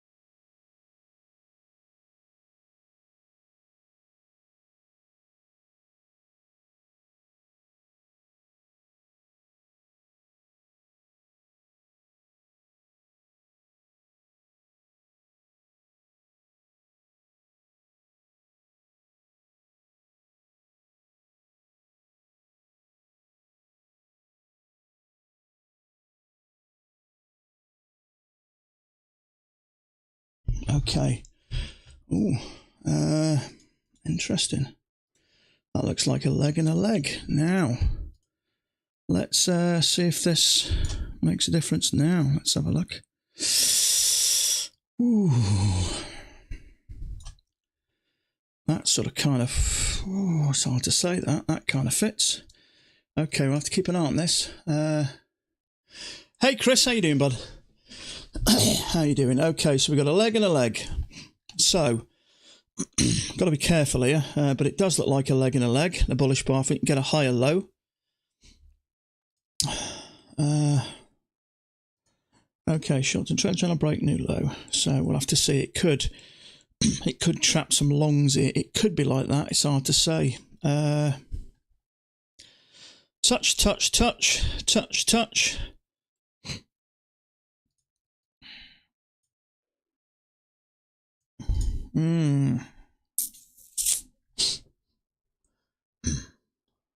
Go with short-term trend channels.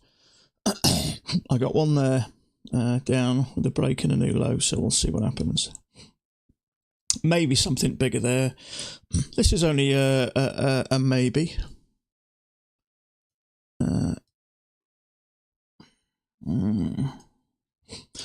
Triangle 1, triangle possible failure. Now, if that failure traps and pushes up, that might give us a higher low. I'll have to say.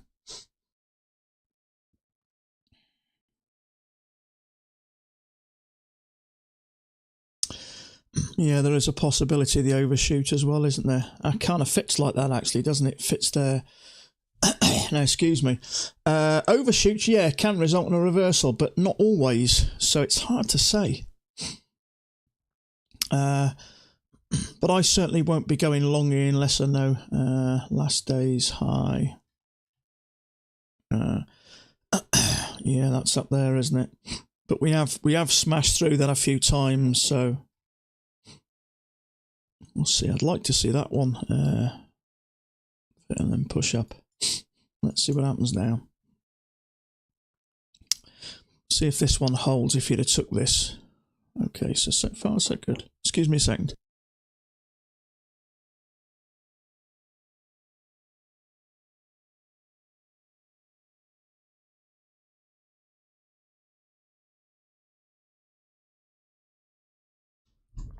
Sorry about that. Okay. Now let's see. It's either going to smash straight down or it's going to push up. So there is a small channel with a break, and there could possibly be something steeper with a break and a new low. It's hard to say at the moment. I'm just going to stick with a short-term trend channel with a break and a new low for starters. Let's see what happens here. Okay, depending on how that finishes, I'm not taking it anyway. For me, it's got to be well above this first because it's just too risky.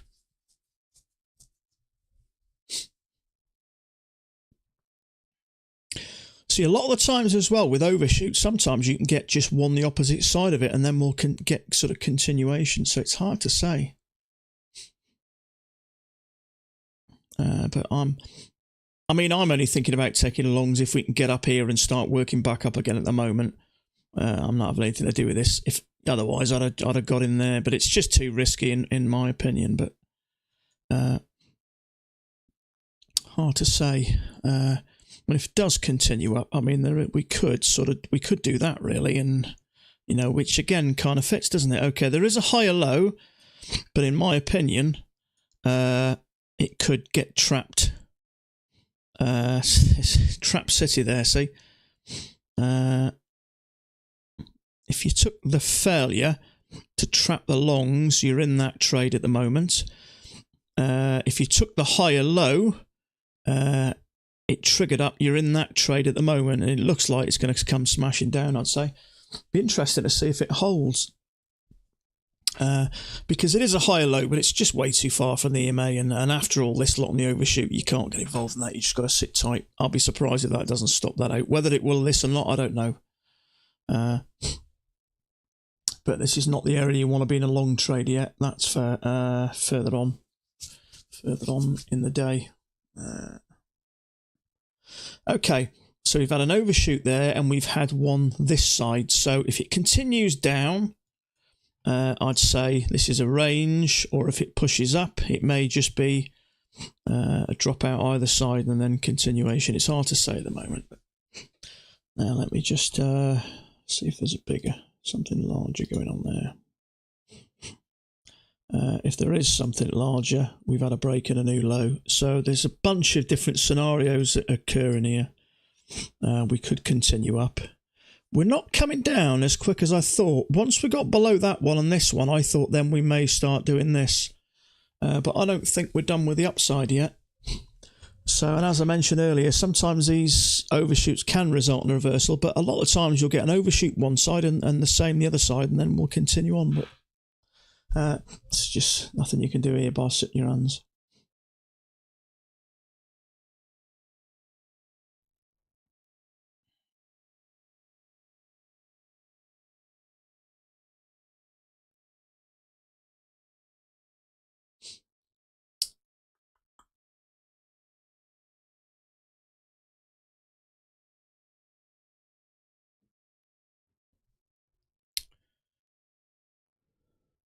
Or it could be maybe a spike in channel. That kind of fits, so it's a bit. No, which is why I'm not thinking about going long yet. I'll just wait and see what happens. But sometimes you can get an overshoot out of one side, and then it'll do the same the other side, and then continue on. Hey, Sam, how are you, brother? How you getting on, mate? You trading today? Or you just you in work having a little bit of a skiving moment, are you?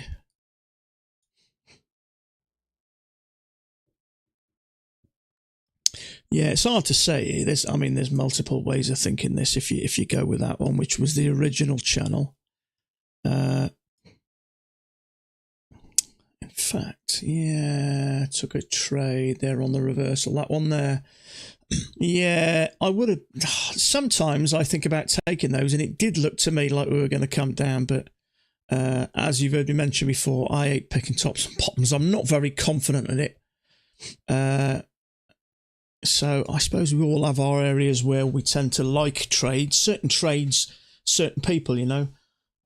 But for me, I'm not a massive fan. Now, if we'd have touched 3 or 4 times in the same place and we had a bearish bar, then and it was small enough risk, then I may consider that. One contract for 2 points, yeah. I actually drew a 2-point, what's it there? Because I was pretty sure it was going to get it. It's got that type of little look before it does come back to the EMA, which it sort of had here. But I hate picking tops and bottoms. I'm a bit of a coward when it comes to tops and bottoms. Got a fail second entry long. Took 5 ticks. That would be that one, would it? Triangle once. Triangle twice. It's hard to know what it's going to do here. It is trying to push up, but it could have a break, trap some longs, and then come down. So, yeah, I suppose you've got to stick with your strengths, haven't you? We all have strengths and weaknesses. But I do monitor them, and if they are good enough, if I see it, you know, clearly, we had something like this, and we had a strong push out and a real bullish bar, then I may have a go at it. But obviously, as we can see, it's the second time it's been up here, really, so it's a bit pie in the sky at the moment, isn't it? Yeah, I thought it may come down a bit quicker, but it's really trying to hang on. Yeah, I mean, I did draw a what do you call that thing? The measuring tool just for 2 points, because I had my fair suspicions it was going to come back to the area, which it did just nicely. I mean, you can clearly see it's touched 3 times there, and that was pretty bearish. But I'm a bit not sure what we're doing here, whether we're going to have a break and come down, or whether we are going to push up. And maybe there's something wider. Yes, trader, possible 44.64. 44.64. Well, you are thinking ahead, aren't you? Down here. Yeah, so there is a bit of a break if you count that. So yeah, I think it's always best to assume we've had a break and a new high. But whether we'd had a break in a lot of cases, even if we just carry on up in the channel when it hits the top of this, sometimes it just tanks. And it doesn't really matter. You don't get the break, you know, the break in the new high we want, or new extreme we want.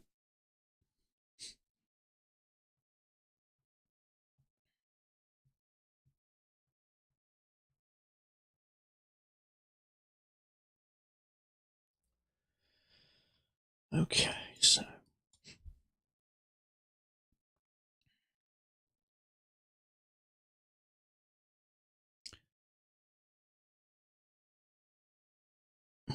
Okay, so there could be some traps here. Quite a bullish bar there, which triggered. In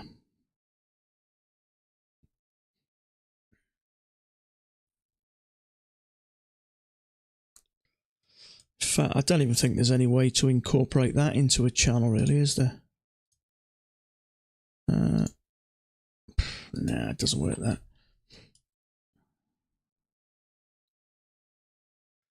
Yeah, I'd say for me it's more likely to come down.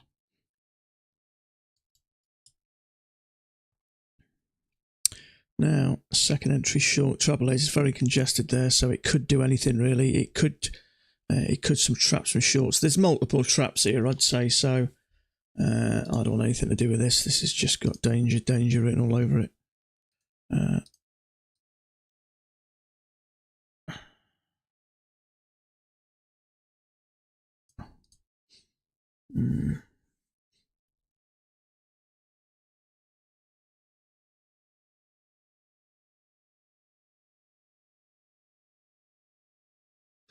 Just having fun.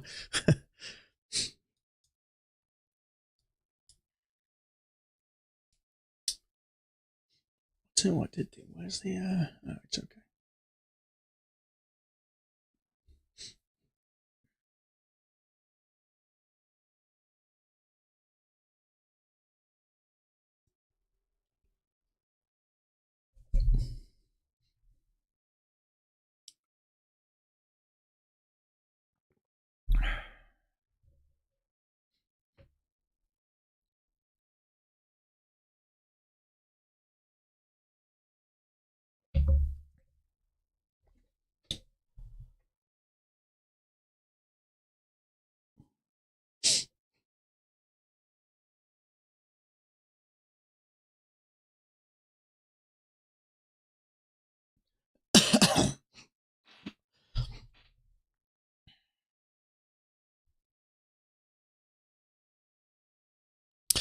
Yeah, in fact, Jope's just put his.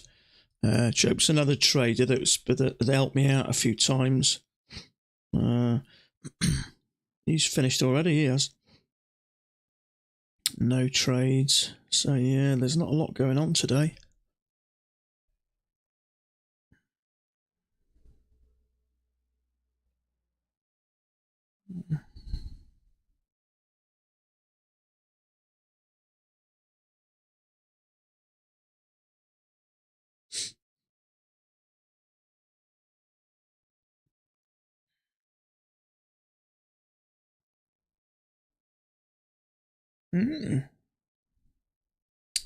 Interesting. Right, a leg and a leg. Is that a break from this channel and we're coming down? Or are we pushing up? So we got a channel down here. Looks like one leg, two leg. Are we pushing up?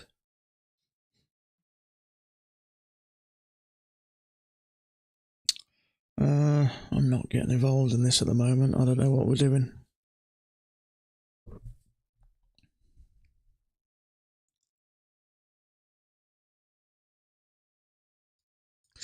See, there is a possibility that could be a wider channel. Excuse me. And we may have an overshoot and one this side as well. We do have that occasionally. Sometimes it'll push out one side and push out the other side. If the market's strong enough, the fact that we bounced, that we've had an overshoot, doesn't necessarily mean we're going to come down. It just might cause the same this side. And it may continue on up. It's hard to say, really. So let's just keep it as that. Let's just assume we've had this overshoot and see what happens from the overshoot. If it does continue up, then maybe it's just at a, it's popped out of one side and another, but it does look like it's trying to push up. Having said that, there's a little bit of a congestion there. You could just you could fail that, treat it as a failure. Depends, obviously, you want a bearish bar really, but so far it's starting to look green. It's hard to say, but I'm not going long. You just got to sit this out really, haven't you?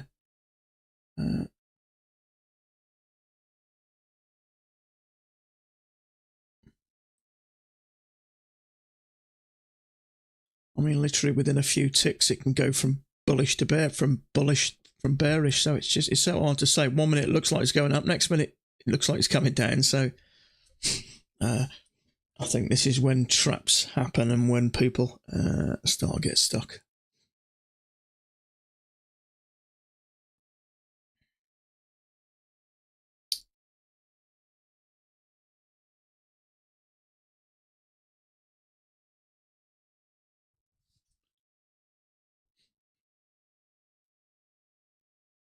Can't see where there's going to be any shorts really. The only shorts I can see maybe in the failure, but their stops would have been taken with that. So there's possibly some longs in here. So I don't know actually. I wouldn't say there's a lot of people stuck in here. There are always excuses in these strategies. It is breakout, fail, overshoot, reversal. Pick and choose your positions. Trouble is, there could be multiple outcomes, so it's hard to. In fact, we've had a couple of pushes up. This looks like it may come down, or it may trap some shorts. Little channel. The thing is, trade's not black and white, and it's you can't. It depends how you draw this. There may be an overshoot, but it's not black and white. You've just got to sort of, as your experience, leads you to get better and better at reading these. But obviously there are times where things are just not clear and you've got to sit tight. But that's a channel with it looks like one leg up, two legs up, trying to go higher again. Call that a lower high, which is triggered. It may trap. There's a bunch of things that can go on here. So it's not an excuse in the strategy. It's part and parcel. Markets aren't always clear. So, you have to second entry and failed second entry.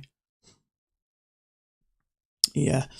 There's your failure, and there's your second entry long. Trouble is,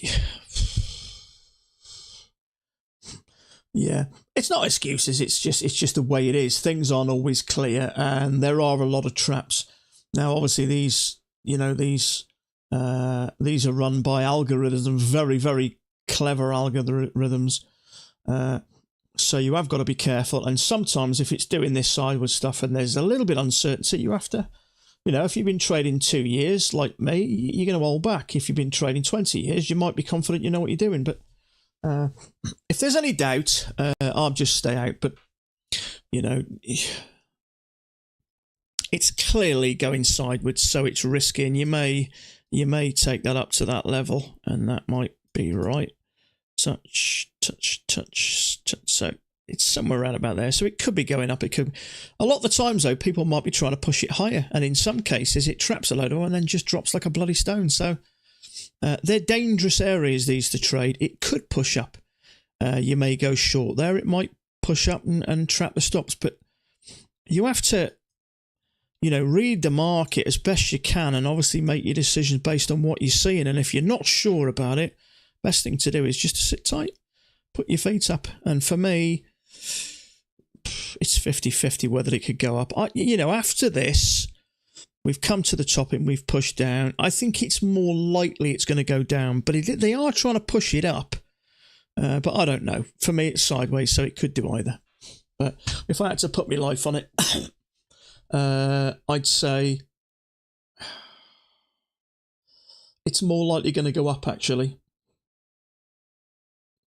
Because we've had this drop, and it is.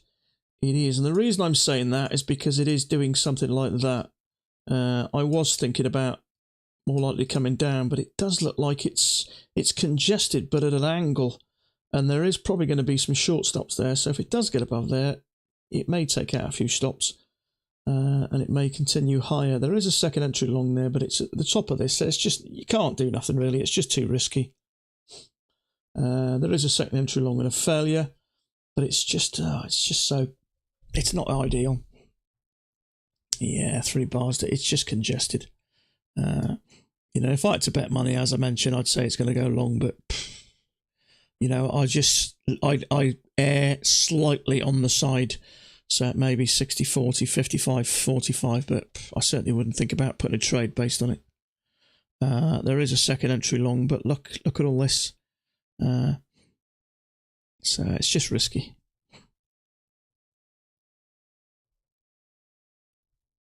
Q2. I like that a lot, but I'm using range bars and volume profile reading.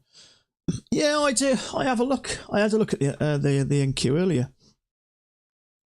Just had a look at it. The point system's a bit different. You'd have to sort of adjust how you trade, whether you adjust your contract size or something like that. But it's a bit different, isn't it? And it does move a bit quicker. So I've noticed. But I believe some people trade them together. Now, if you're a currency trader, you might be looking at multiple pairs.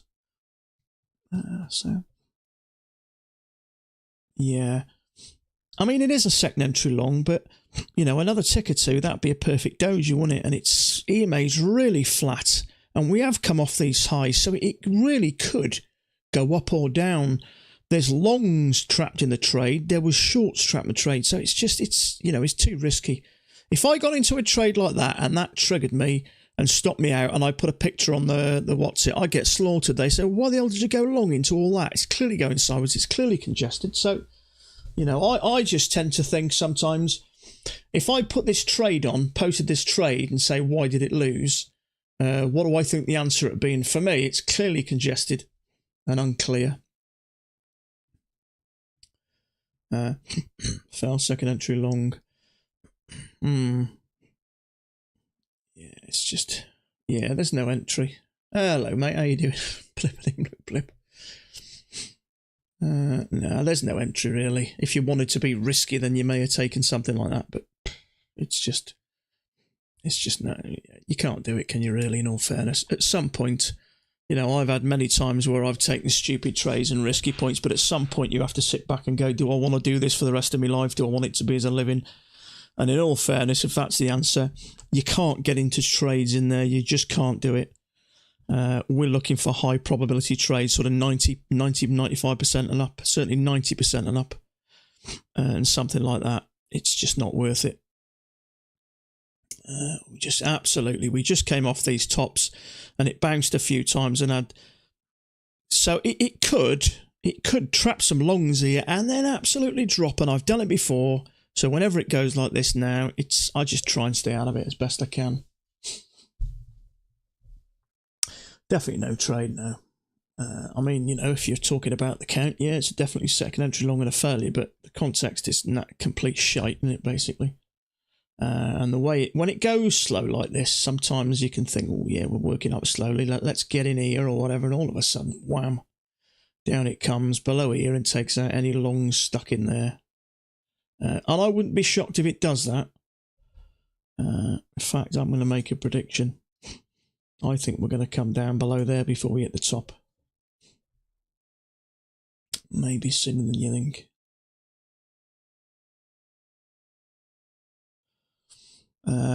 You have to ask yourself the question at some point. If I've got to do this as a professional trader and make money for a living, is that really the type of trade I should be getting? And the simple answer is no. Now, 6 months ago on a demo, on an evaluation, would I take that? Probably. But now on a PA account, you can't do it. I've got just under $8,000 in my 4 PA accounts. I took $2,000 out this month, so that would have been 10. I'm hoping to take more out next month, and if I want to continue to take them, I've got to work on building these accounts and just taking good quality trades. If I only take 3 or 4 good quality trades a week, then so be it. It's still over $2,000 a month, which was what would my ideal target would be, $500 a week. It shouldn't be too difficult to get to around about there. You know, sometimes you may get a bit less, sometimes you may get a bit more, but conditions are tough at the moment. There's no argument there. But at some point, you know, and I've heard lots of people say you have to treat it like a business. And if you're running a business, you don't take stupid risks, dear. You've got to follow the rules, follow by the books. And we've all heard we've heard this 1,000 times. If you follow the rules, stick to the books, stick to the rules, it works.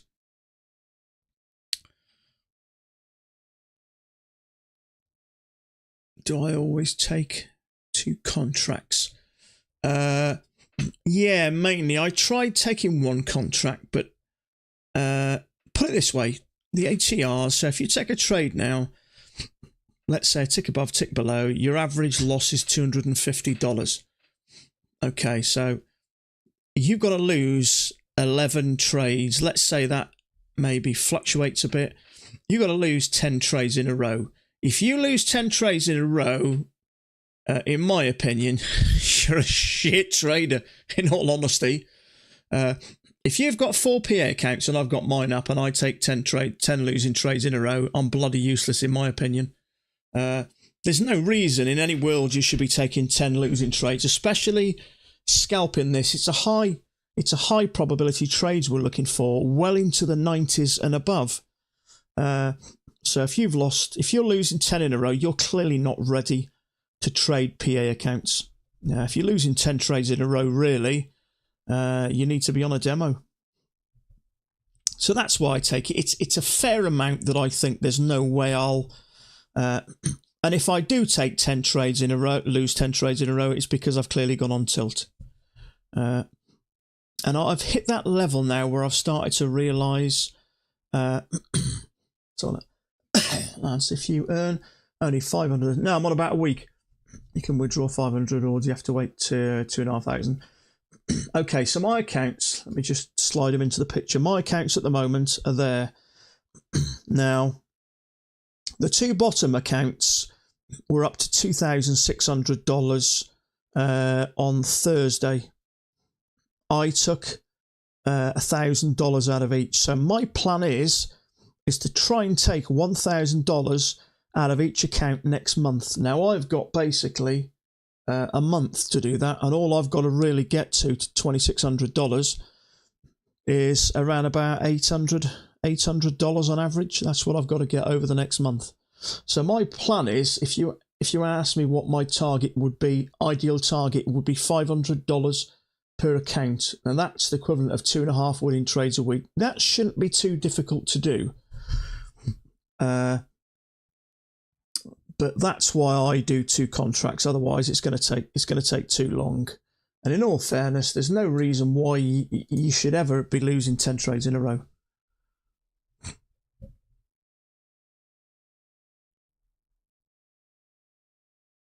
No, it doesn't. No, people get this trading drawdown wrong. Okay, now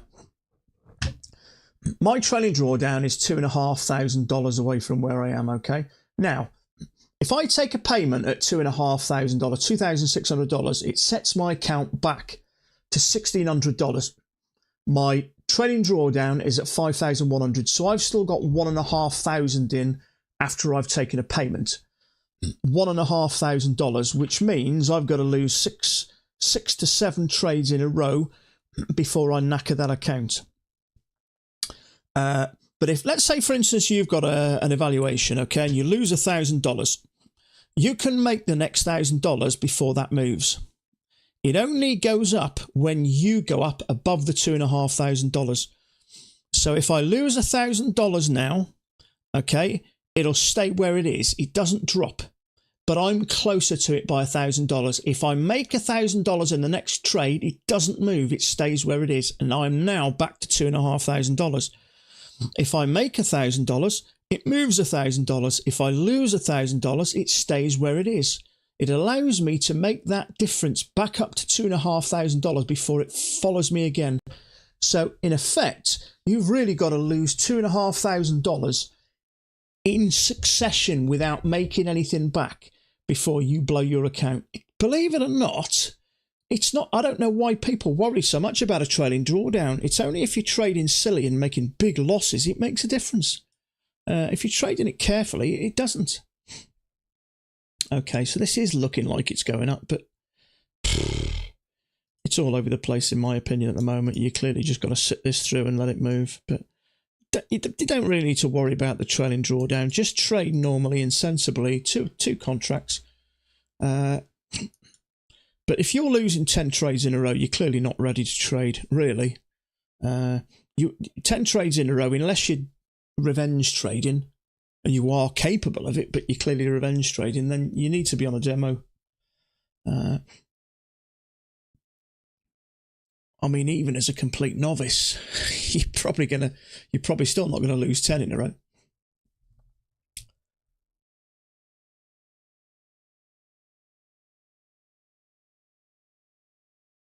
Yes, if I lose $250 now, yeah, and I lose another, if I lose 4 in a row, I've lost $1,000. Okay, my trailing drawdown stays where it is. If I'm losing, it doesn't move. So I've got to lose $2,500 to meet my trailing drawdown. Now, if I'm down $1,000 and I win $1,000, my drawdown doesn't move. It waits till you make that $2,500 before it moves again. So you have to lose $2,500 in a succession of trades to hit your trailing drawdown. Now, if you're trading large amounts of contract, like 10 contracts, obviously things happen at a lot quicker rate. But you don't need to worry about trailing drawdowns. You really don't. Lose 1 or 2 or 3 trades, not a problem. Lose five trades in a row, $1,200. You're only halfway through it. As you make them back, eventually your trailing drawdown stays exactly where it is, and it doesn't move until you've made up that difference of $2,500. Yeah, close. 52,600 you have to get to. So that's what I did on 2 of my accounts. I got to 56,000. Well, it's about 52,700. I took $1,000 out, which still left me $1,700. So I've still got to lose 6 trades in a row, which I should never be doing at my level.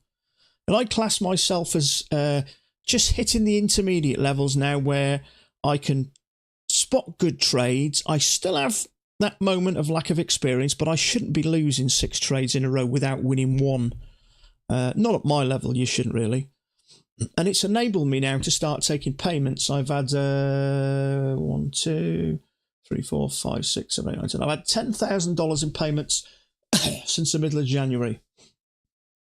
I had 1 in January, then I missed a few till April, then I got frustrated, angry, and messed around doing stupid things. This month I withdrew $2,000, which I've just had go in. Last month I decided to give it a miss. The month before I had $4,000. So all I've got to do is do $900 over the next 4 weeks, and then I'll be able to take $1,000 out of each. Again, which will give me $4,000. And if I take $1,000 a month out of each, I should be able to average $2,000 profit, which is $500 a week, which will still leave another $1,000 in there to build. That's the plan. And then when it gets to $5,000, then I'll start taking $2,000 out of each, which will be $8,000 a month. And that's when I'll start to slowly add more and more accounts. But I think for the time being, I'm focusing on these 4 PAs at the moment, trying to slowly build them. But if I can get 3 winning trades in a week, that's got me over my target of an average of $500 a week, which is $2,000 a month. And my plan is to just withdraw half of that, so it enables me to keep building. So we are going up again. So we've had a bit of a channel. We could just make 2 attempts to go higher and then come down. It's hard to say at the moment. I don't think there's any other type of channel. Maybe we've got something like this. That's a possibility. Touch it. Yeah, that kind of works. We've come up quite steep, haven't we? It looks like we've had a couple of legs down, and maybe we're coming up just a little bit less steep, but we can't really go long again until we sort of get above here really, because it's dangerous in my opinion.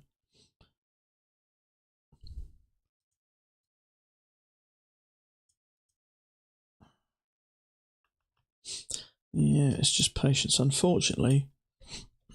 The only thing I'm aware of is why setups, or lack of setups at the moment, and lack of volume is a lot of the institutional traders who obviously command the big amounts of money are on holidays at the moment. It's obviously the holiday season, isn't there?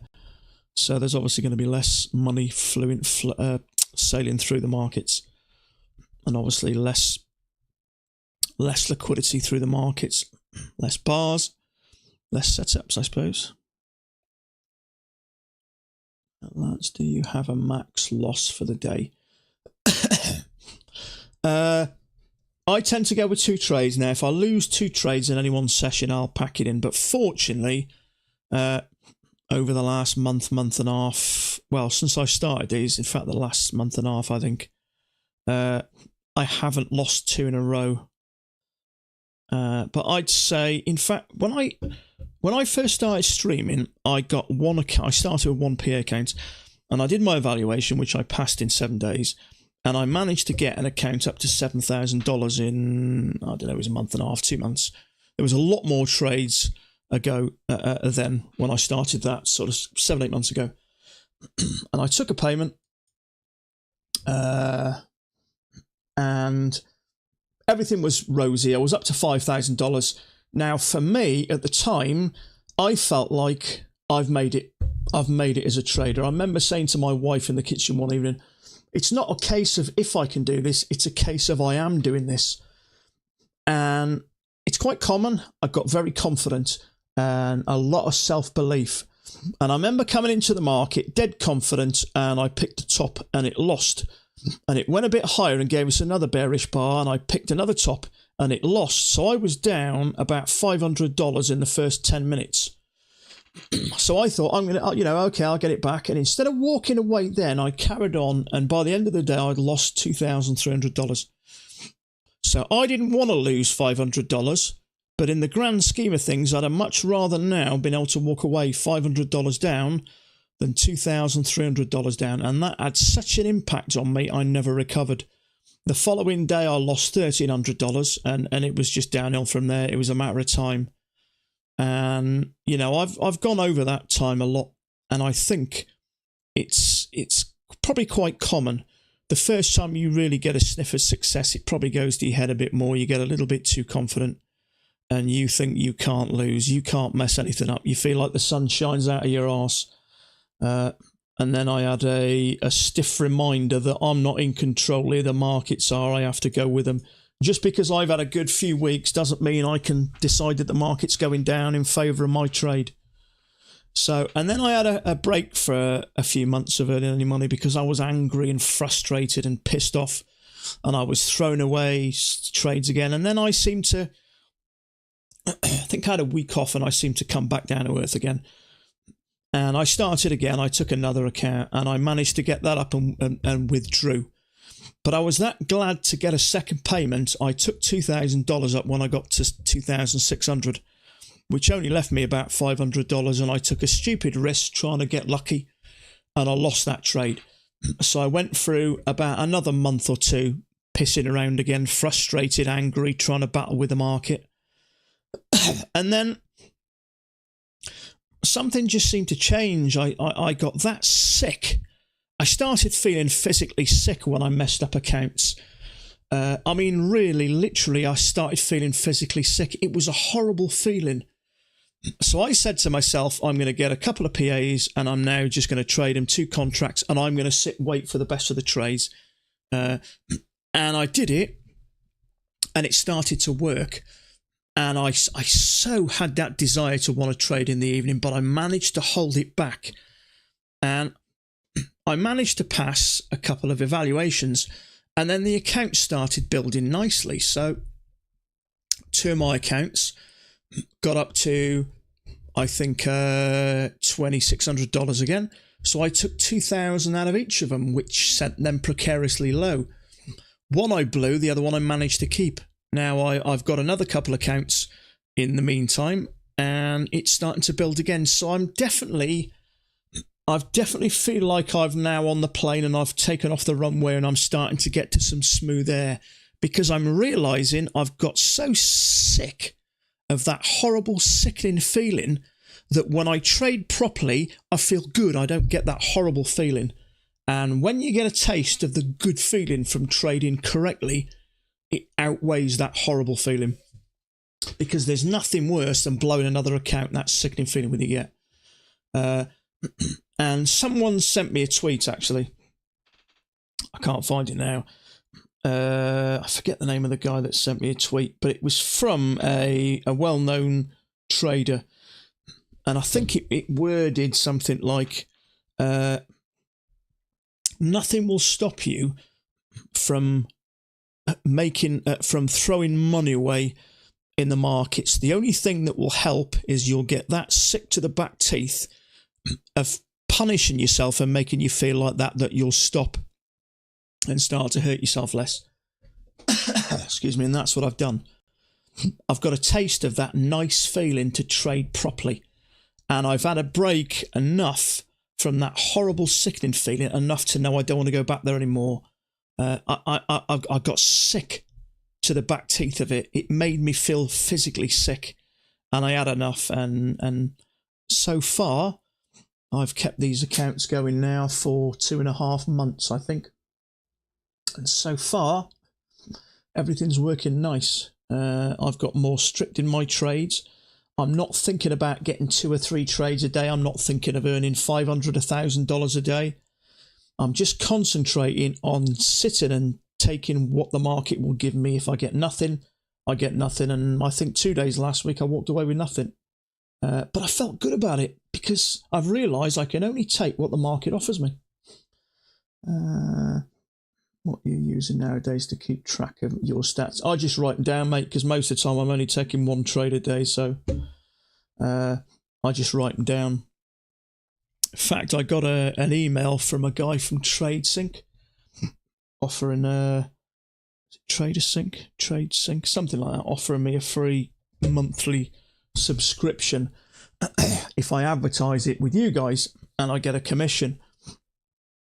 But I looked into it and I just thought, I don't think we need it with our bit. Yeah, I don't want people paying $30. I don't want to talk people into paying $30 a week just so I can make a bit of commission. So I've decided just to not bother because I don't think I need it. And that's up to you, for you guys to decide. But I don't want to make money out of people and try and talk people into buying something I don't think you need. If we're only taking 1 or 2 trades a day, I think you can write them down, or Wilson has a free copy of something or a spreadsheet. It's easy. I don't think we need it with our style of trading. What is going on here today?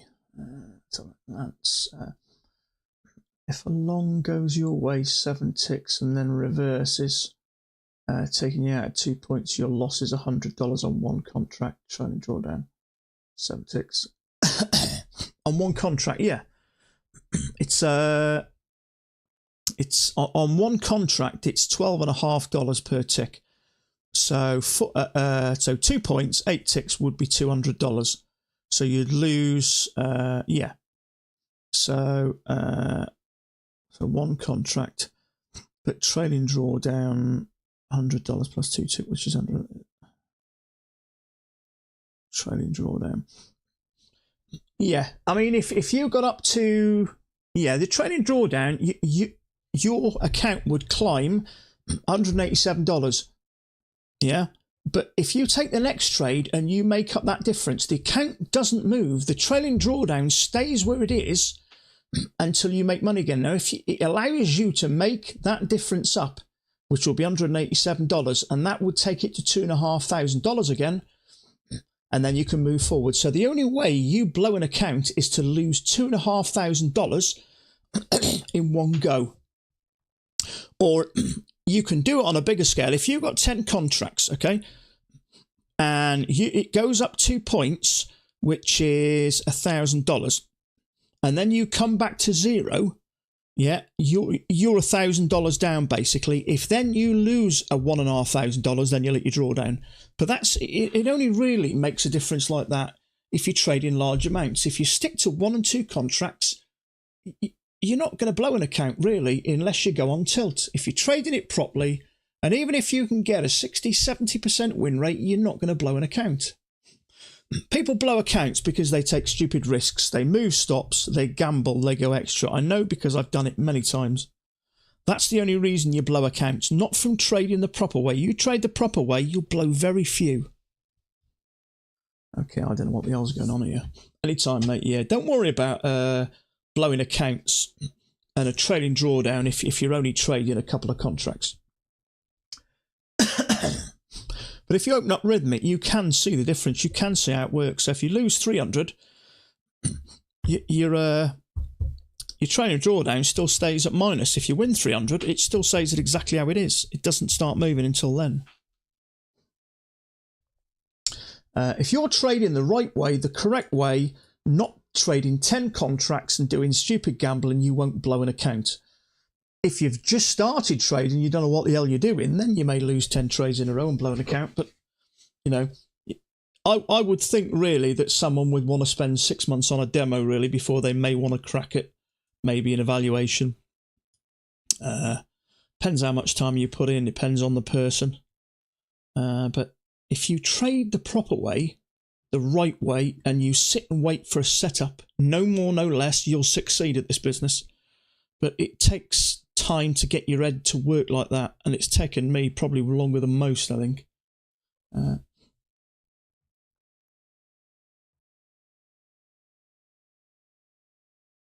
Absolutely, Ryan, yeah. But then if you then win another point, you're back to where you were, and the gap is now extended back to $2,500.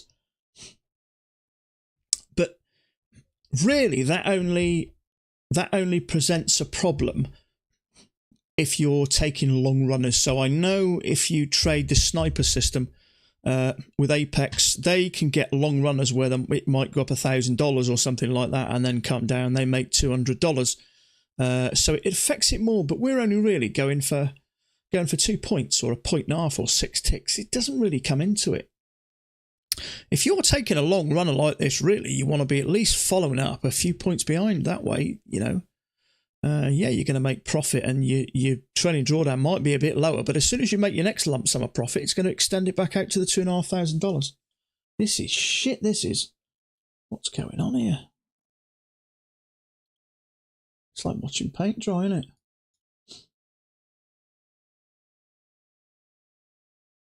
Yeah, people worry too much about the trailing drawdown. It's nothing to be. It's not. I hear people fighting tooth and nail to try and get them to adjust it. Our style of trading, scalping, going for a point, 2 points, it's never going to affect you. The only way it'll affect you is if you're moving your stop or ramping up your contracts to the max. And if you're trading like that, it's a matter of time before you blow an account anyway. And yes, you know, you're going to go through it. You're going to try it. You're going to test it. You're going to do everything you can to try and get lucky. And the way I see that is you don't think you're good enough to be able to get there by good trading alone. So I'm going to see if I can get lucky and give myself a bit of a boost. That's the way I used to think. I didn't think I was good enough. Now I'm managing to hold these accounts for 2 months and I've had a payment and I'm building them back up. I'm now starting to believe that actually, if I look back on last week, I was $400 up. I think I had one trade. I think I lost one trade or 2 trades last week. One was only on one account. But I managed to finish about $400 up per account. Excuse me. And it was a tough week last week. So if you sit patiently, and you've been doing it even a couple of years, and you start to, you know, read these charts day by day, you'll start to get to the stage where you'll win way more than you'll, you know, I think I'm working between 80 and 90%, depends. Sometimes I'll take a slightly riskier trade and use just one of my evaluations, one of my accounts. But I'm trying not to do that now because it means I'm taking riskier trades. So there's no reason why, if I'm not careful, I shouldn't be doing 85 to 90%. And if you're doing that and around about 1-to-1 or close to 1-to-1, you're going to do all right. Unfortunately, there's just not a tremendous amount of setups. You know, going back 12 months, you might have seen 3 or 4 setups, you know, in the last couple of hours. But at the moment, it's just tough. I don't know what's going on here.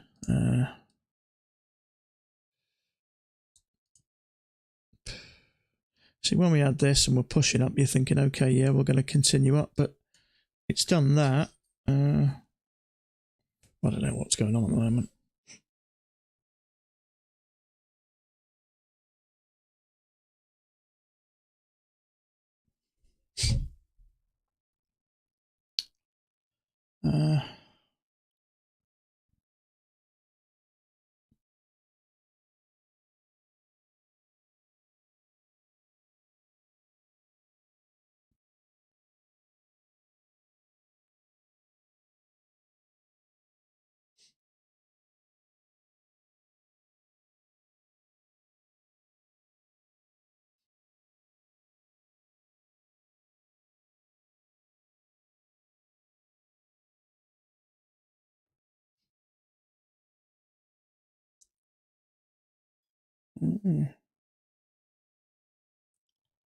Just wondering whether we got any type of a range going on here.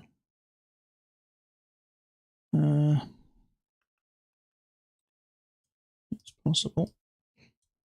Touch there, touch.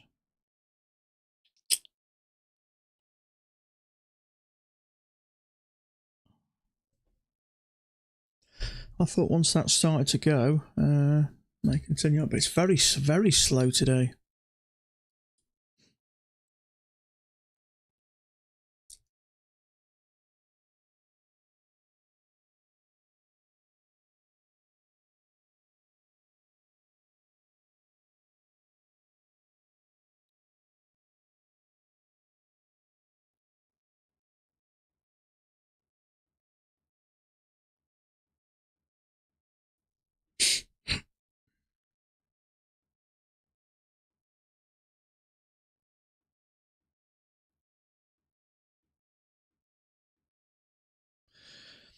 To be honest with you, Sam, I thought we might have. I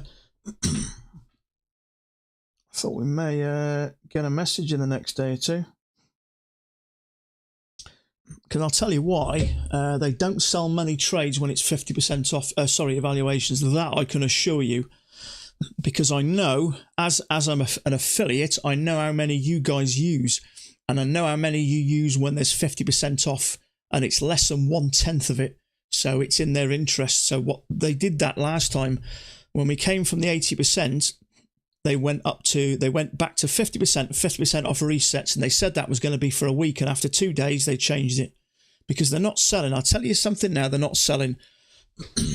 I think I had one yesterday, probably had 10 or 12 at the last day, so it's a massive difference. So the trouble is they've done that many offers now, people just won't pay any more than 80% off. They want the 90% off, they'll pay the 80% off, but what they won't do is pay the 50%, that's for certain.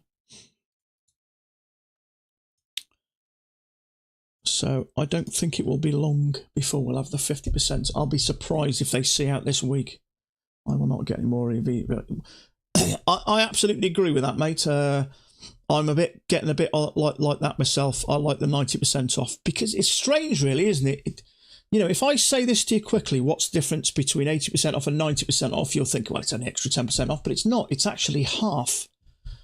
It's $33 to $16 and odd dollars. It's a massive difference. You're getting 2 for the price of 1. So I think, personally, and I've said this a few times, I think 80% will be the norm. It wouldn't surprise me if they come out and say, okay, we're going to be the first company to do 80% flat. That is it. 80%, you'll never pay any more. And then they may throw in the 90% from time to time because no one's going to pay the 50% off. And Apex like to, you know, shake things up a little bit and try and outdo the competition. So when the competition comes out with something, they like to sort of counter. Okay, so we've got a bit of a channel here, which seems to be fitting quite nice. We've had a bit of an overshoot. You may call this an overshoot. You may call it a breakout of this bigger range. We've had something similar this side, which we often can, so it could come down. Or sometimes you'll have a breakout one side, breakout the next, and then it'll continue up. But I haven't got a freaking clue what I'm doing. Yeah. In fact, mate, I'll be surprised if they wait that long. Usually they'll do it for the week leading up. It's Labour Day, isn't it? Labour Day, beginning of the month. So I'll be surprised if they don't do it a week leading up to it and then over that period. But yeah, forget paying 50%. You're not going to be doing that anymore. No one's going to pay it. Which is good, really. So all these other companies coming up, it's obviously making the competition, it's making life better for us. The only downside, I would say, of having $16 valuations is you just throw them away like they're, like it's a two pence fairground game, Or I certainly do, but I'm stopping now.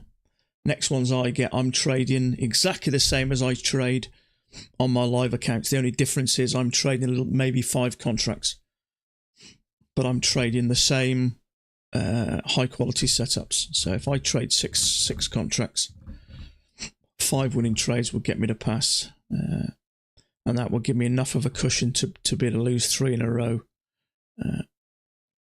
3 or 4 in a row. So yeah.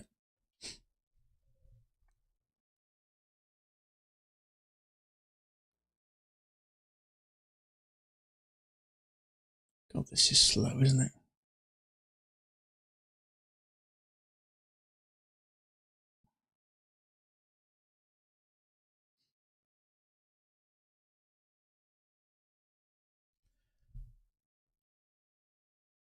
It's taken an hour just to do that.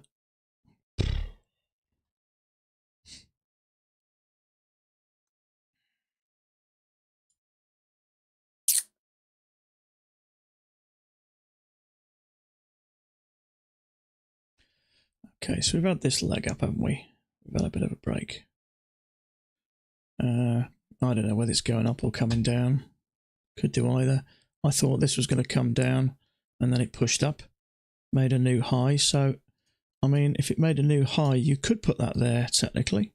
You may put that like that. It's so hard to say that you can. This is one of those few days where you can, it touches here, nice touch. It's one of these few days that you could literally fit it a few different ways, and it kind of fits. But we've had a break and a new high, and then obviously we come down and we work up and have another new high. So I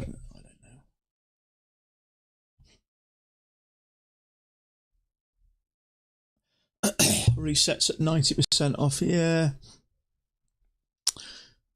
Trouble is they're running out of ideas, really, because they're doing 80-90%. You can't really beat that. I'm still waiting for the 100% off. I am. Okay, so there's a higher low there. It's kind of a nice bar there, but you've had this overshoot, so you have got to be really careful. But I kind of like that bar, and we are trying to go higher, but this is the type of scenario that could just drop, because there's almost certainly going to be some long trades in there. But as I say, we've had this overshoot. It could just drag some longs in and then bang. But it's just extra risky, so I ain't getting involved. I can't see how I can adjust that to incorporate that without it just looking weird. It just doesn't look right, that. So we've gone from here. We seem to be touching there nice. So for me, you've got to treat that as an overshoot, which makes that trade a little bit more risky. Now, I think this is going to come down to how strong the buying is compared to the sellers. But in all fairness, we have been literally climbing since... What is that? Quarter 3, quarter 4, quarter 5, nearly 2.5 hours. So I think it's fair to say at the moment we've got a slight bullish imbalance, but you've got to be so careful here. If I'd taken that trade now, my arse would be shaking.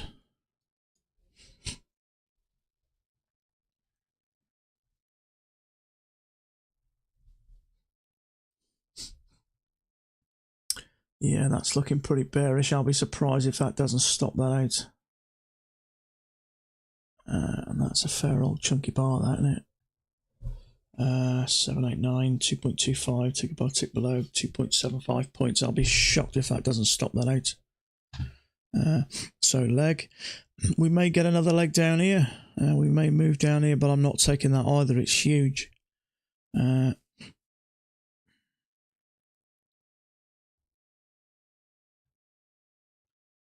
325. That's nearly 4 points, that is. I think it's likely we're going to trap some longs there, but I'm not kind of convinced we're definitely going to come down here.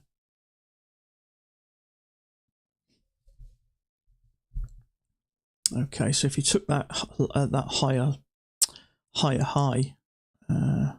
low, sorry, you just got stopped out.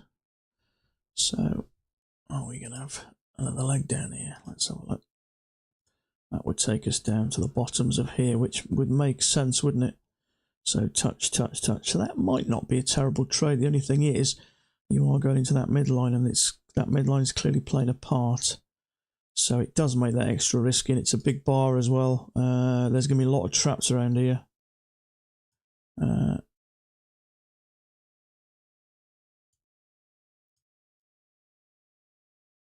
So if I was going to take that at 2 points, that's where I would be. We've got a leg down. We may come down near the bottom there because there may be some long trades, some long stops there, and possibly even there. So we could get a leg down, but that's just such a big bar, that is, I'm not prepared to take that. It is technically a failure, but if it was smaller, I may have a go at it. But it's nearly 4 points. I don't want to lose $400 on my 4 accounts. That's $1,600. It's not worth it. It's that choppy and sideways. It could stitch you up. I don't think it will. It's pretty bearish, that bar, and it's sliced through the EMA, and it's took out the stop of that long. So I'd say it's likely going to hit 2 points, but I don't really want any of it.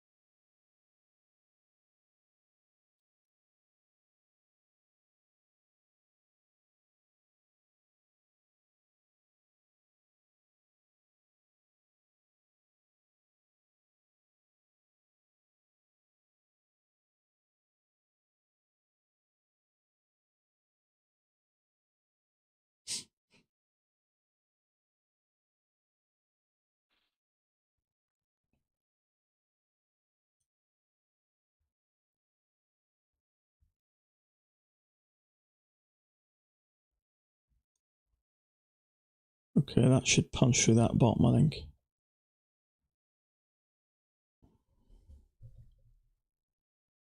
Took it for 4 ticks. Yeah, I don't think it's a bad trade, actually. We've had an overshoot. You'd probably expect something, maybe reversal, and it was a leg. And technically, Trigar once, it is a failure, and it's quite a nice bar. Just because it's just a bit sideways and choppy, it's a big bar. So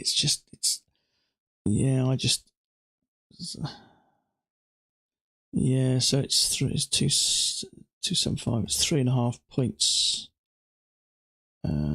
top to bottom. So it's a bit more than I want to take, really.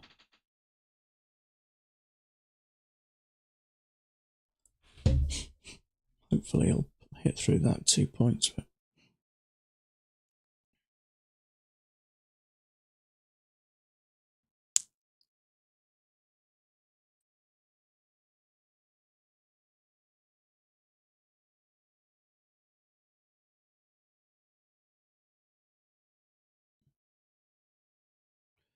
it is 7, so it's 3.25 points. Tick above, tick below, so it'll be 4.25, 3.75 points, the whole risk. That made 2 points. 3.75. So it's a quarter of a point off $400. So you know, with fees, it'd be close to $400. I don't want to lose that. It's just been it's a little bit been a little bit unpredictable. We've had that break and a new high, and we came down and started pushing higher again. We broke above here, and then we came down again. So it's been a little bit unpredictable. So it's a leg up there. One attempt to go lower, two attempts to go lower. We may push up, but it's just a little bit unpredictable, and I'm not comfortable taking a big bar like that. Just because it's a little bit unclear at the moment. We triple top trend has played out. Yeah, the uptrend played out there, but we still went back up and did it again. Went with that. That was the original trend, which was correct. We had a break of it, a few pushes up to a new high. So you think we're going to come down. What happened? We went back up, made another new high. So it's unpredictable. Sometimes the market's predictable and you can work it out and it's easy and you feel confident trading it. Other times it just throws you surprises. And I just don't know. We've really been trying to go up, so there's a possibility it could have triggered that. We got a leg up there, and there is a possibility it could have triggered and pushed up. And if there's a doubt, if there's a little bit of uncertainty, or I'm not feeling confident, or it doesn't feel right, it's working out well for me to leave things alone. And yeah, sometimes trades are gonna work, but it's just a bit. I'm not confident with it, and not just that, you're going short into that midline, so that has to play a part. It does play a part, so you just don't know.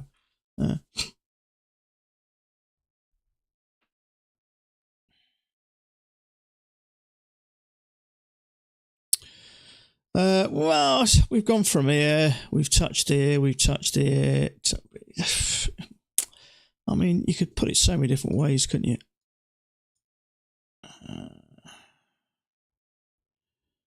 I mean, usually it's this first swing, isn't it? But at the end of the day, whichever way you look at it, it's an overshoot for me, which means we're coming back down. You could have just done that a bunch of ways, really. I went initially with that first part there, I think. It's kind of, but it doesn't really matter how you do it. At the end of the day, it's an overshoot. Give me a second entry long. See, we've got a leg. We've made one attempt to go lower. We've pushed up again. We've made a second attempt to go lower. So it could rattle on up, but it might not. It may come down. That's the problem when it's like this. Excuse me a second.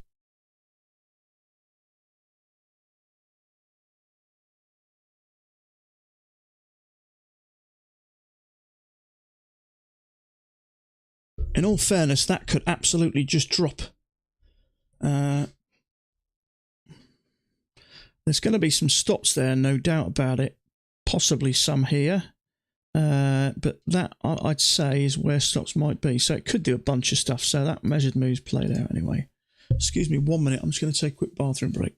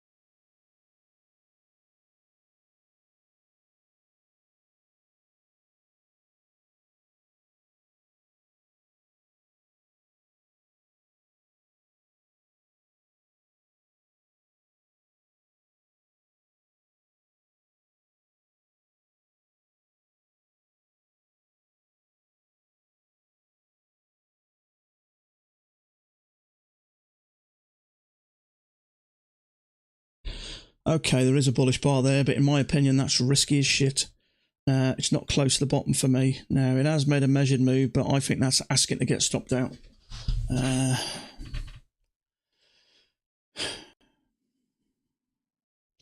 Yeah, that's not going to come down this far without stopping that out. Yeah, trouble is, you get into a trade and you think, okay, let's do that like that, or like that. Got a break and a new low. Let's go long. And then look, it's just so risky. It looks like a leg and a leg. So tempted to go long, but it's just the market for me is a lot less predictable than it usually is. So, which makes it dangerous to trade. I thought after that break we may come back down into this range, and it didn't. It pushed up, and then we had that bit of an overshoot. So now, whether you call that a better place to trade, I personally think it's risky, so I'm not getting involved. You could say it's a triple test. That may be the case, but I'm not a fan.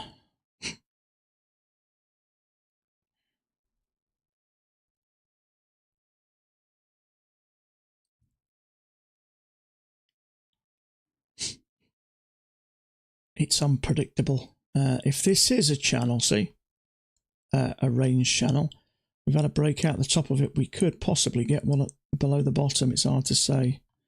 So that has made 2 points by the looks of things.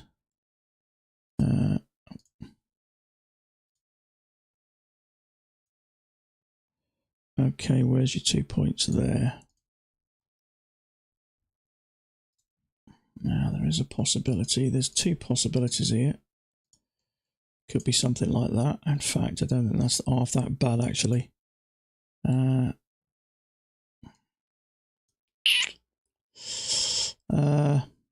Okay, so it made 2 points. Oh. I'm just not a fan, especially after this, and it's just a bit unpredictable for me.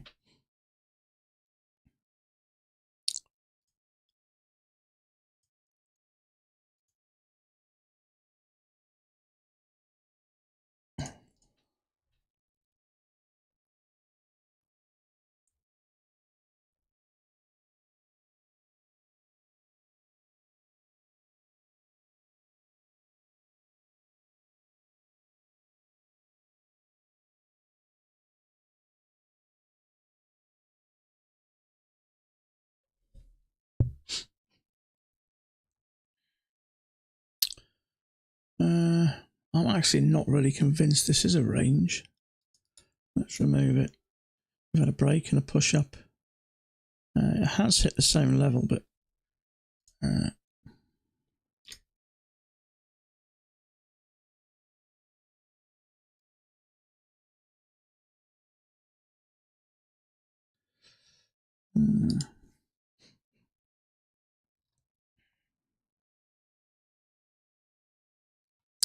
okay, so that's acting like we've had a break and a new high.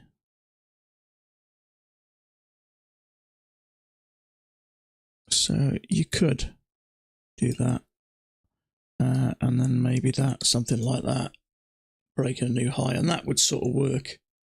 Touch there, touch there, touch there, maybe. It's a bit, I don't really think it matters too much. Now anyway.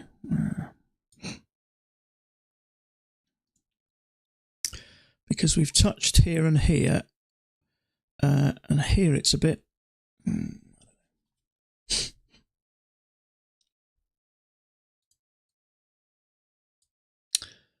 Now, it's hard to know what's going on here, so we've got a leg down there. So there's the first test of it.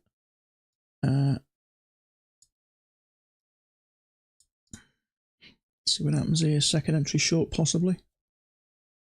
Depends where you think we're going. So for that, let's say that's a break and a new high.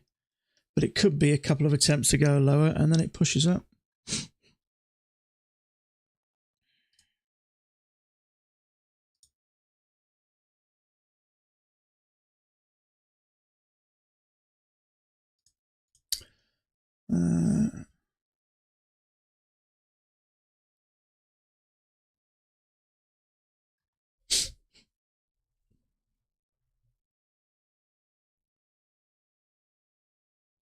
Okay, so if there is any stops there, they'd have been taken out. So I can't see now there's any longs that haven't either taken their profits or been stopped out. So I'd say for me, I think it's more likely we're going to come down now. So hopefully if we can get a second entry short, which should also be a triple test, I may go short there.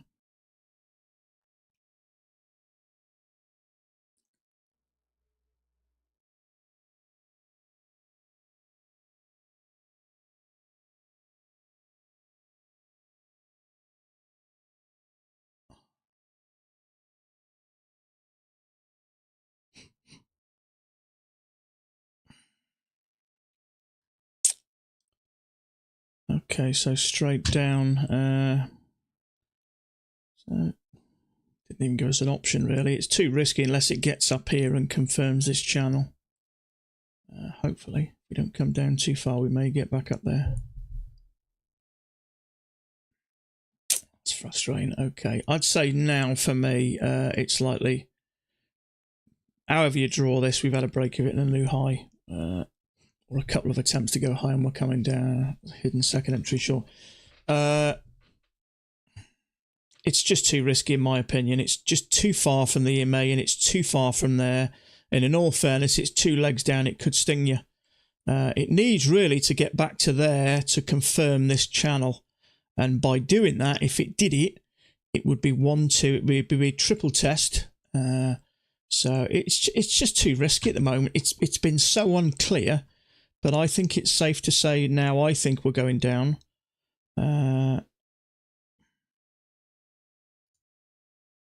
So I think touchy, it's safe to say that is a bit of an overshoot. You may treat it as an overshoot, I don't know. We seem to be working in there. So if you... okay, I'm not convinced it's an overshoot.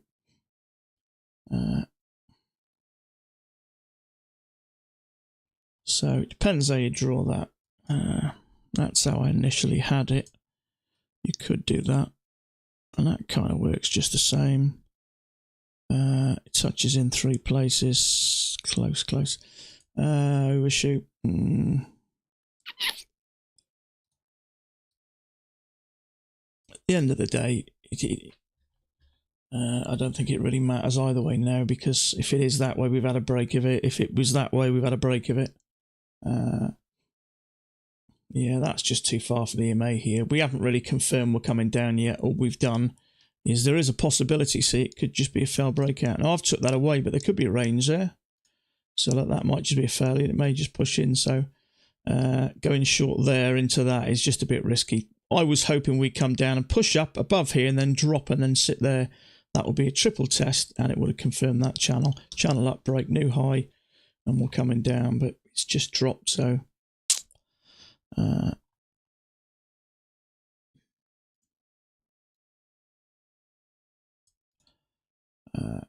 you could draw that multiple ways. I don't really think it matters either way. And in all fairness, let's put it back to where it originally was.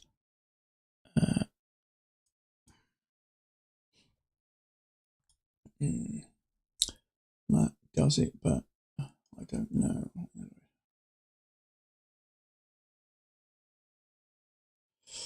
Yeah, but what I'm saying is, if we are ranging, some people may trade that as a failed breakout. So going short there, right close to clearly this support, which there clearly is.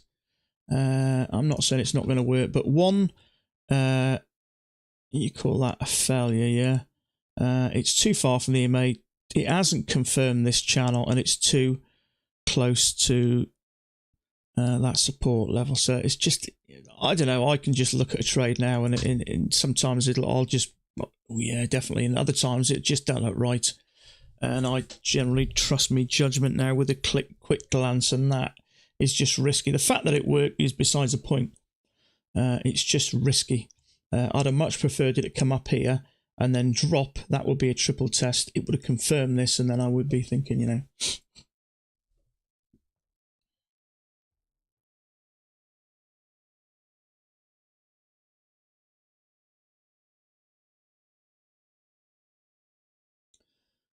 Oh, yeah.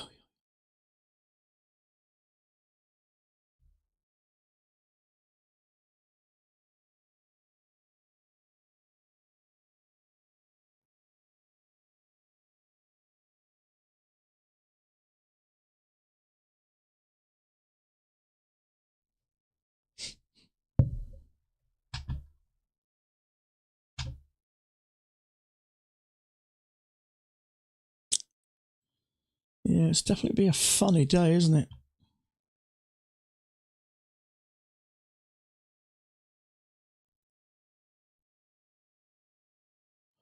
Yeah, it's just too risky. because really, you know, I've drawn this channel. We've touched here and touched here. So far, so good. That's the first swing. But you really wanted to touch a third time, and that's just not considered a touch, really. You want it up here a bit. But what may happen is we may go once, twice, three times. And if you can push up just nice there. 1, confirm the channel. 2, give us a second entry short. And 3, give us a triple test. That might not be a bad call. But I think after a while, you do get used to just looking at it and thinking, too dangerous. We don't necessarily have to work trades out like that. We know where we take our trades. This is where we like our trades. Nice and, you know, to the top of these, or certainly below there, or I actually like them hugging the underside. I do. That's the type of long I like, where it's literally hugging the top of that, you know, EMA, or vice versa, hugging the underside.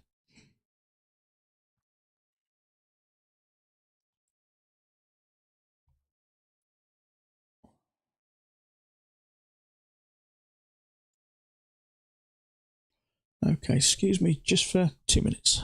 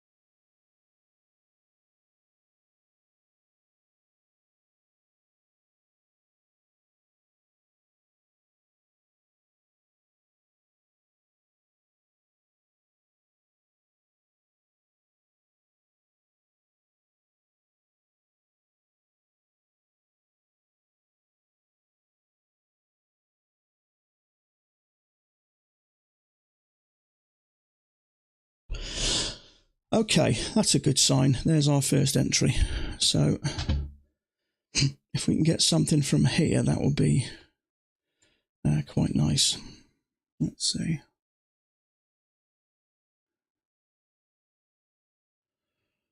If we can push up there, get close to this and give us something bearish, I'll be interested in that leg and another leg. I'm going to do an extra 30 minutes anyway. I usually do 3 hours, but we may get something here.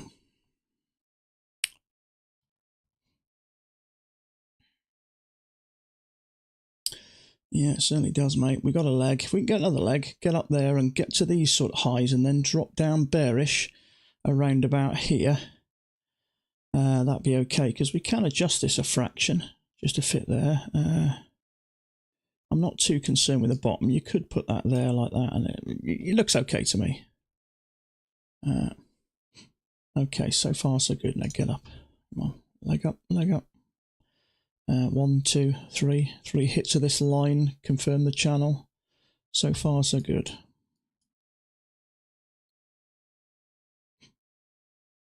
Hope that was going to finish a bit more bullish, a bit higher, because that's perfect. That may trigger some longs. So I'm just going to get a Order sell submitted. ready just in case. So I'm going to bring that down a bit actually. 1, 2, 3. Second entry short.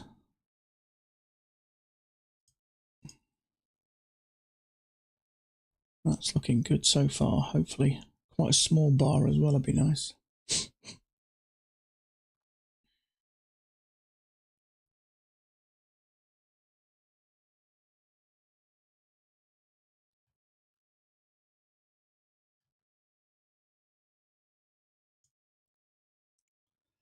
So far so good. If that comes nice and bearish, that will interest me.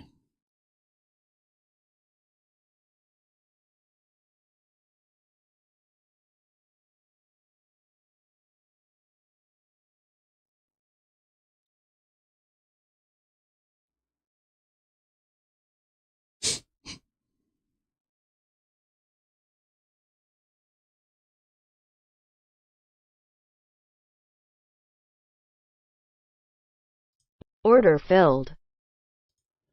Okay, I like that. It's a second entry short. It's confirmed this channel. I don't think there's no qualms there. I've got no problem with that.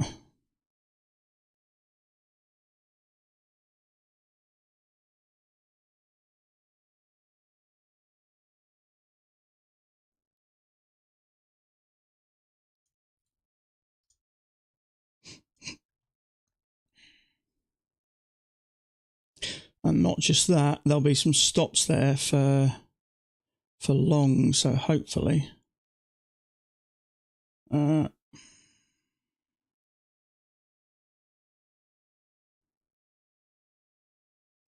each through there, that'll be good. Come on, get down. Come on, get down.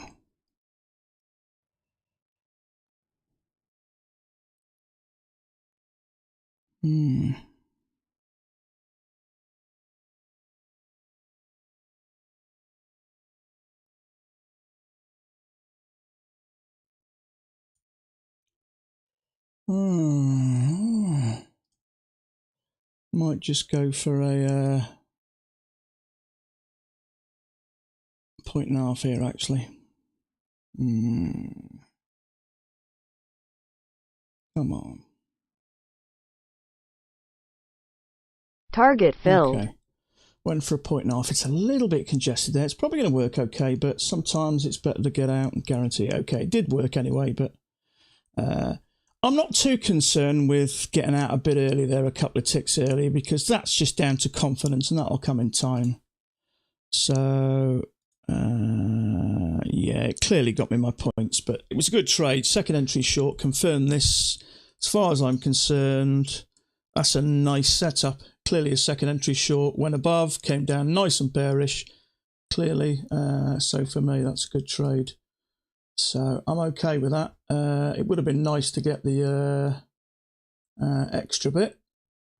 extra couple of ticks, but there you go. Sometimes you better to get it. It's just the way it was holding here, and I'm thinking, oh, is it going to tick below here? But there we go. So happy days. Sometimes it worked. I mean, if we'd have pushed a bit higher here, I may have held on a bit longer. But sometimes, you know, I don't mind missing a couple of ticks. Sometimes it's just, you just got to get in, get out. But there are times, I mean, if the market had been working nice and fluently today, then I may have sat in there and got the full 2 points out, but yours looks different than mine, does it? I won't worry too much about that. Okay, so that's the second entry short. As far as I'm concerned, it's a good trade. Now, if I'd have held on, let's say, so that's what I mean. Look what's happening now. That may go up and stop that out. It might not. It might give you a lower high. But the way the market's not playing ball today, and it's it just makes things a little bit more risky. So plus 1.5 points.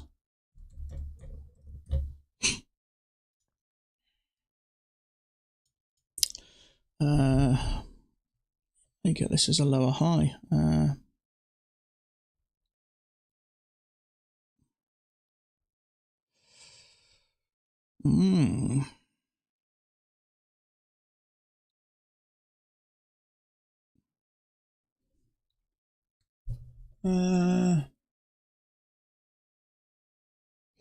Yeah, in a lot of cases, depending on how the markets, I'll go for the full 2 points. 2 points I kind of like. I mean, that's looking kind of nice, isn't it? Order submitted.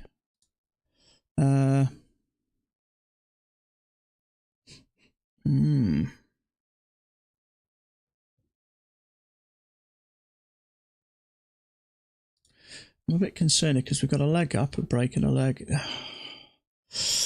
I'm going to sit out on this one, even if it works, because I don't know. Market's not playing ball today. It's being a little bit unpredictable. Yeah, I mean, to be fair, I think 6 ticks is a starting point in my opinion. You look back, you will find very few trades that don't make 2 points.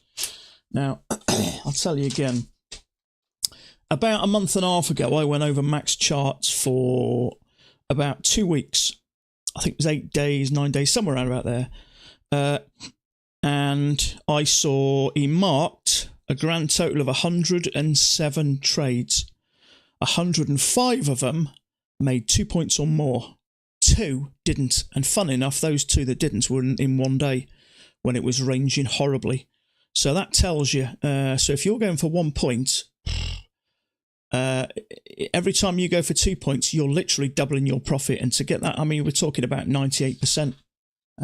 So for me, it's got to be 6 ticks. I understand going from 1 point to 2 points can be a bit nerve-wracking. But if it's a good trade, it'll work. And the good trades work, and they work well. You know, sometimes we're going side by side. We get a good setup and off it goes, and it really does go well. So it is still trying to go up. But for me, that's a classic, typical second entry short. I mean, look at that. You can't say that doesn't confirm that channel any better. And it clearly went down. I think it went for 2.5 points. It may still go down, but I'm quite happy. So it went down for 3 points. So if you got 2 points, you're out. There's your 6 ticks. So you way in the safety zone there. And you could say, you probably call that a triple test. I'll be surprised if it doesn't come down, but I just don't like the way it's got a leg up, and then it may continue and try higher again. That's what's making me a bit concerned. But in and out anyway for 6 ticks. That's the minimum I take, 6 ticks, and I'm happy with that. Especially on a day like this, and the way that's going a bit sideways, I think I made a good decision.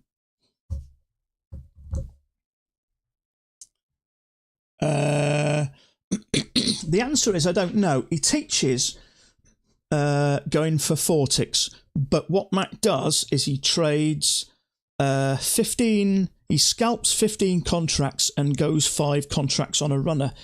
Now, I haven't got the luxury of being able to take that many trades, and I've heard him say never trade more than 25% of your contracts on a runner. So in that statement, you want to be having at least 4 contracts before you use a runner. So 3 scalp, 1 runner. I can't do that with trading 2 contracts. So I try to find somewhere which is going to work well for me and not scalp 1 point. And 2 points is worked brilliant for me. And I've been trading 2 points for... But don't take my word for it. Go and look at some of the more experienced traders on the Facebook group. Go through their charts. You can work out in seconds how many trades made over 2 points. Numbers don't lie. If you look at a chart and you see 50 trades making over 2 points and you've been scalping a point, what does that tell you? Okay, so there's 1, 2. That could be a triple test.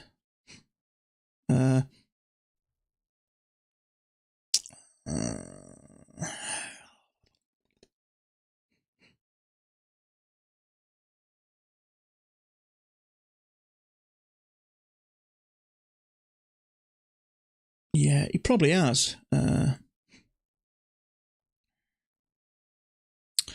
But all I can tell you is I've been trading this for a year, 2 points, and it works brilliantly. Mac probably doesn't. Things change.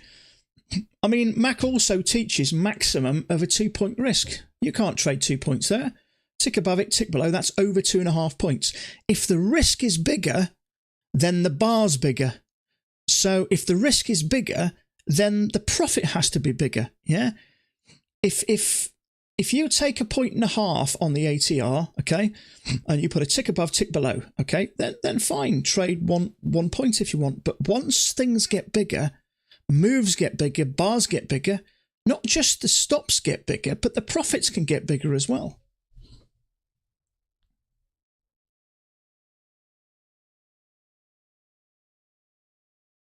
Absolutely, yeah.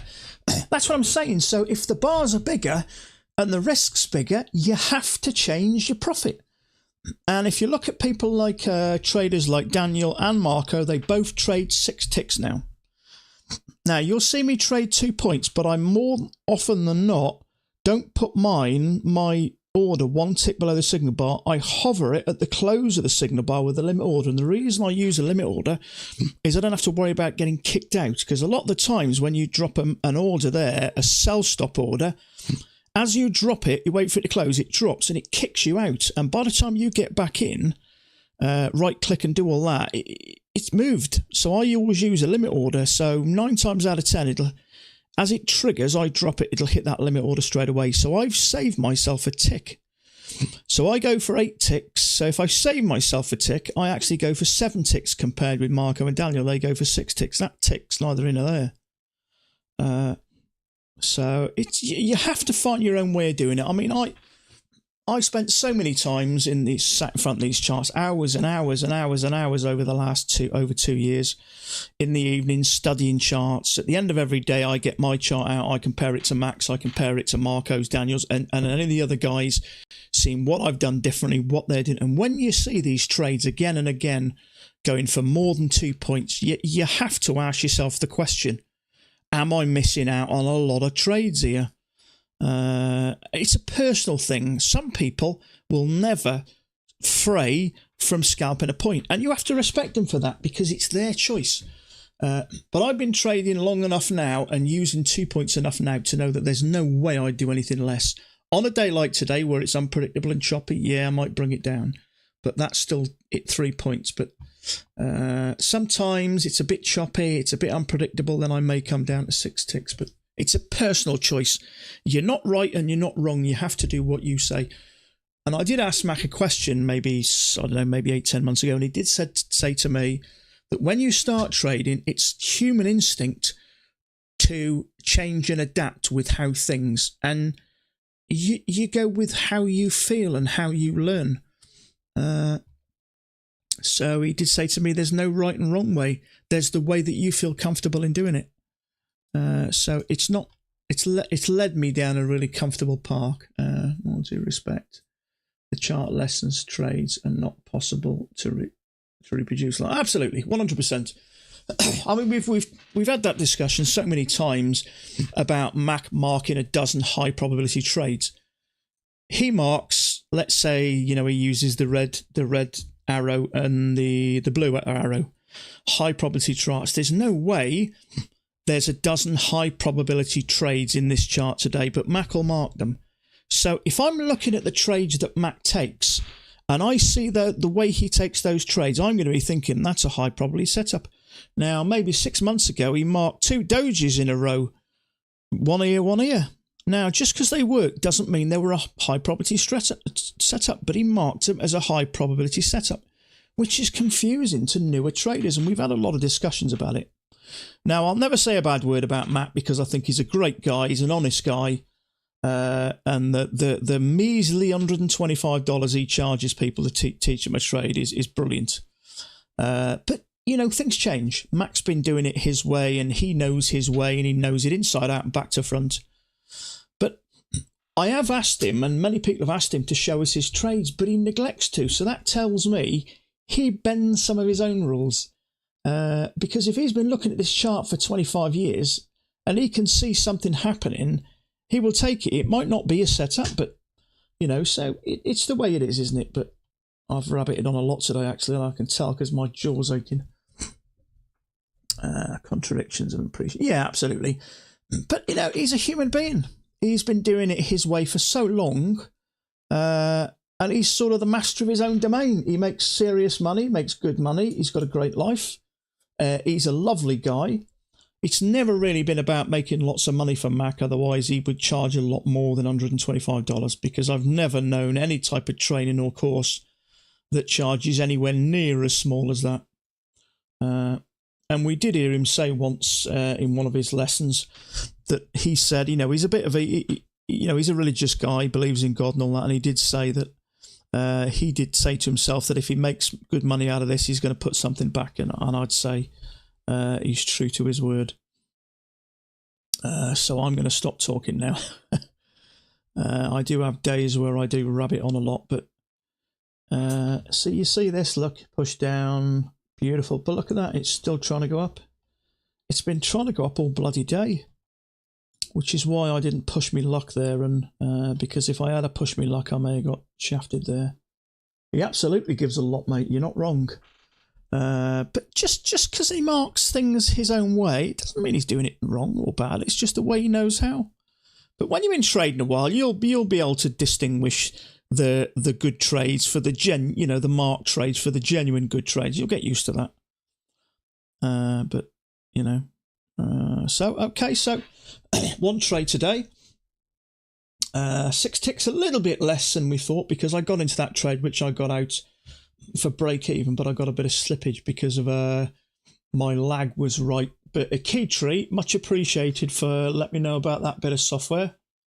And that literally, I downloaded it, opened it up, and bang, it sorted that out straight away. And in all fairness, I've never had slippage with that low. Anytime, Chris. I haven't rabbited on too much, but sometimes having someone talk about their experiences and how they feel sometimes, strikes a chord with you, and it makes me feel better talking about it. And if you get anything out of it, then it's win-win. So one trade today, and that'll do me. So I hope you've had some success today, some trades. I'll be back here as again, rabbiting on again tomorrow.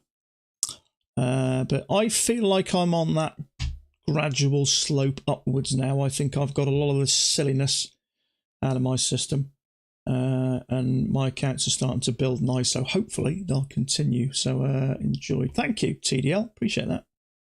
So but all I will say is, if I do get on your nerves, you've got a volume switch, just turn me off. So that's it for today, folks. It's not been a bad day today. It's been slow. We had a few surprises. So I appreciate all your feedback, all your comments. We got a really nice bunch of guys here, and hopefully we're helping each other all out. And someone did say to me once, mix with people you want to be like. And that's you guys. We've all got the same interests and the same hopes and dreams, so long may they continue. So have a great evening, stay safe, and hopefully we'll do it all again tomorrow, God willing. Yeah. So take it easy.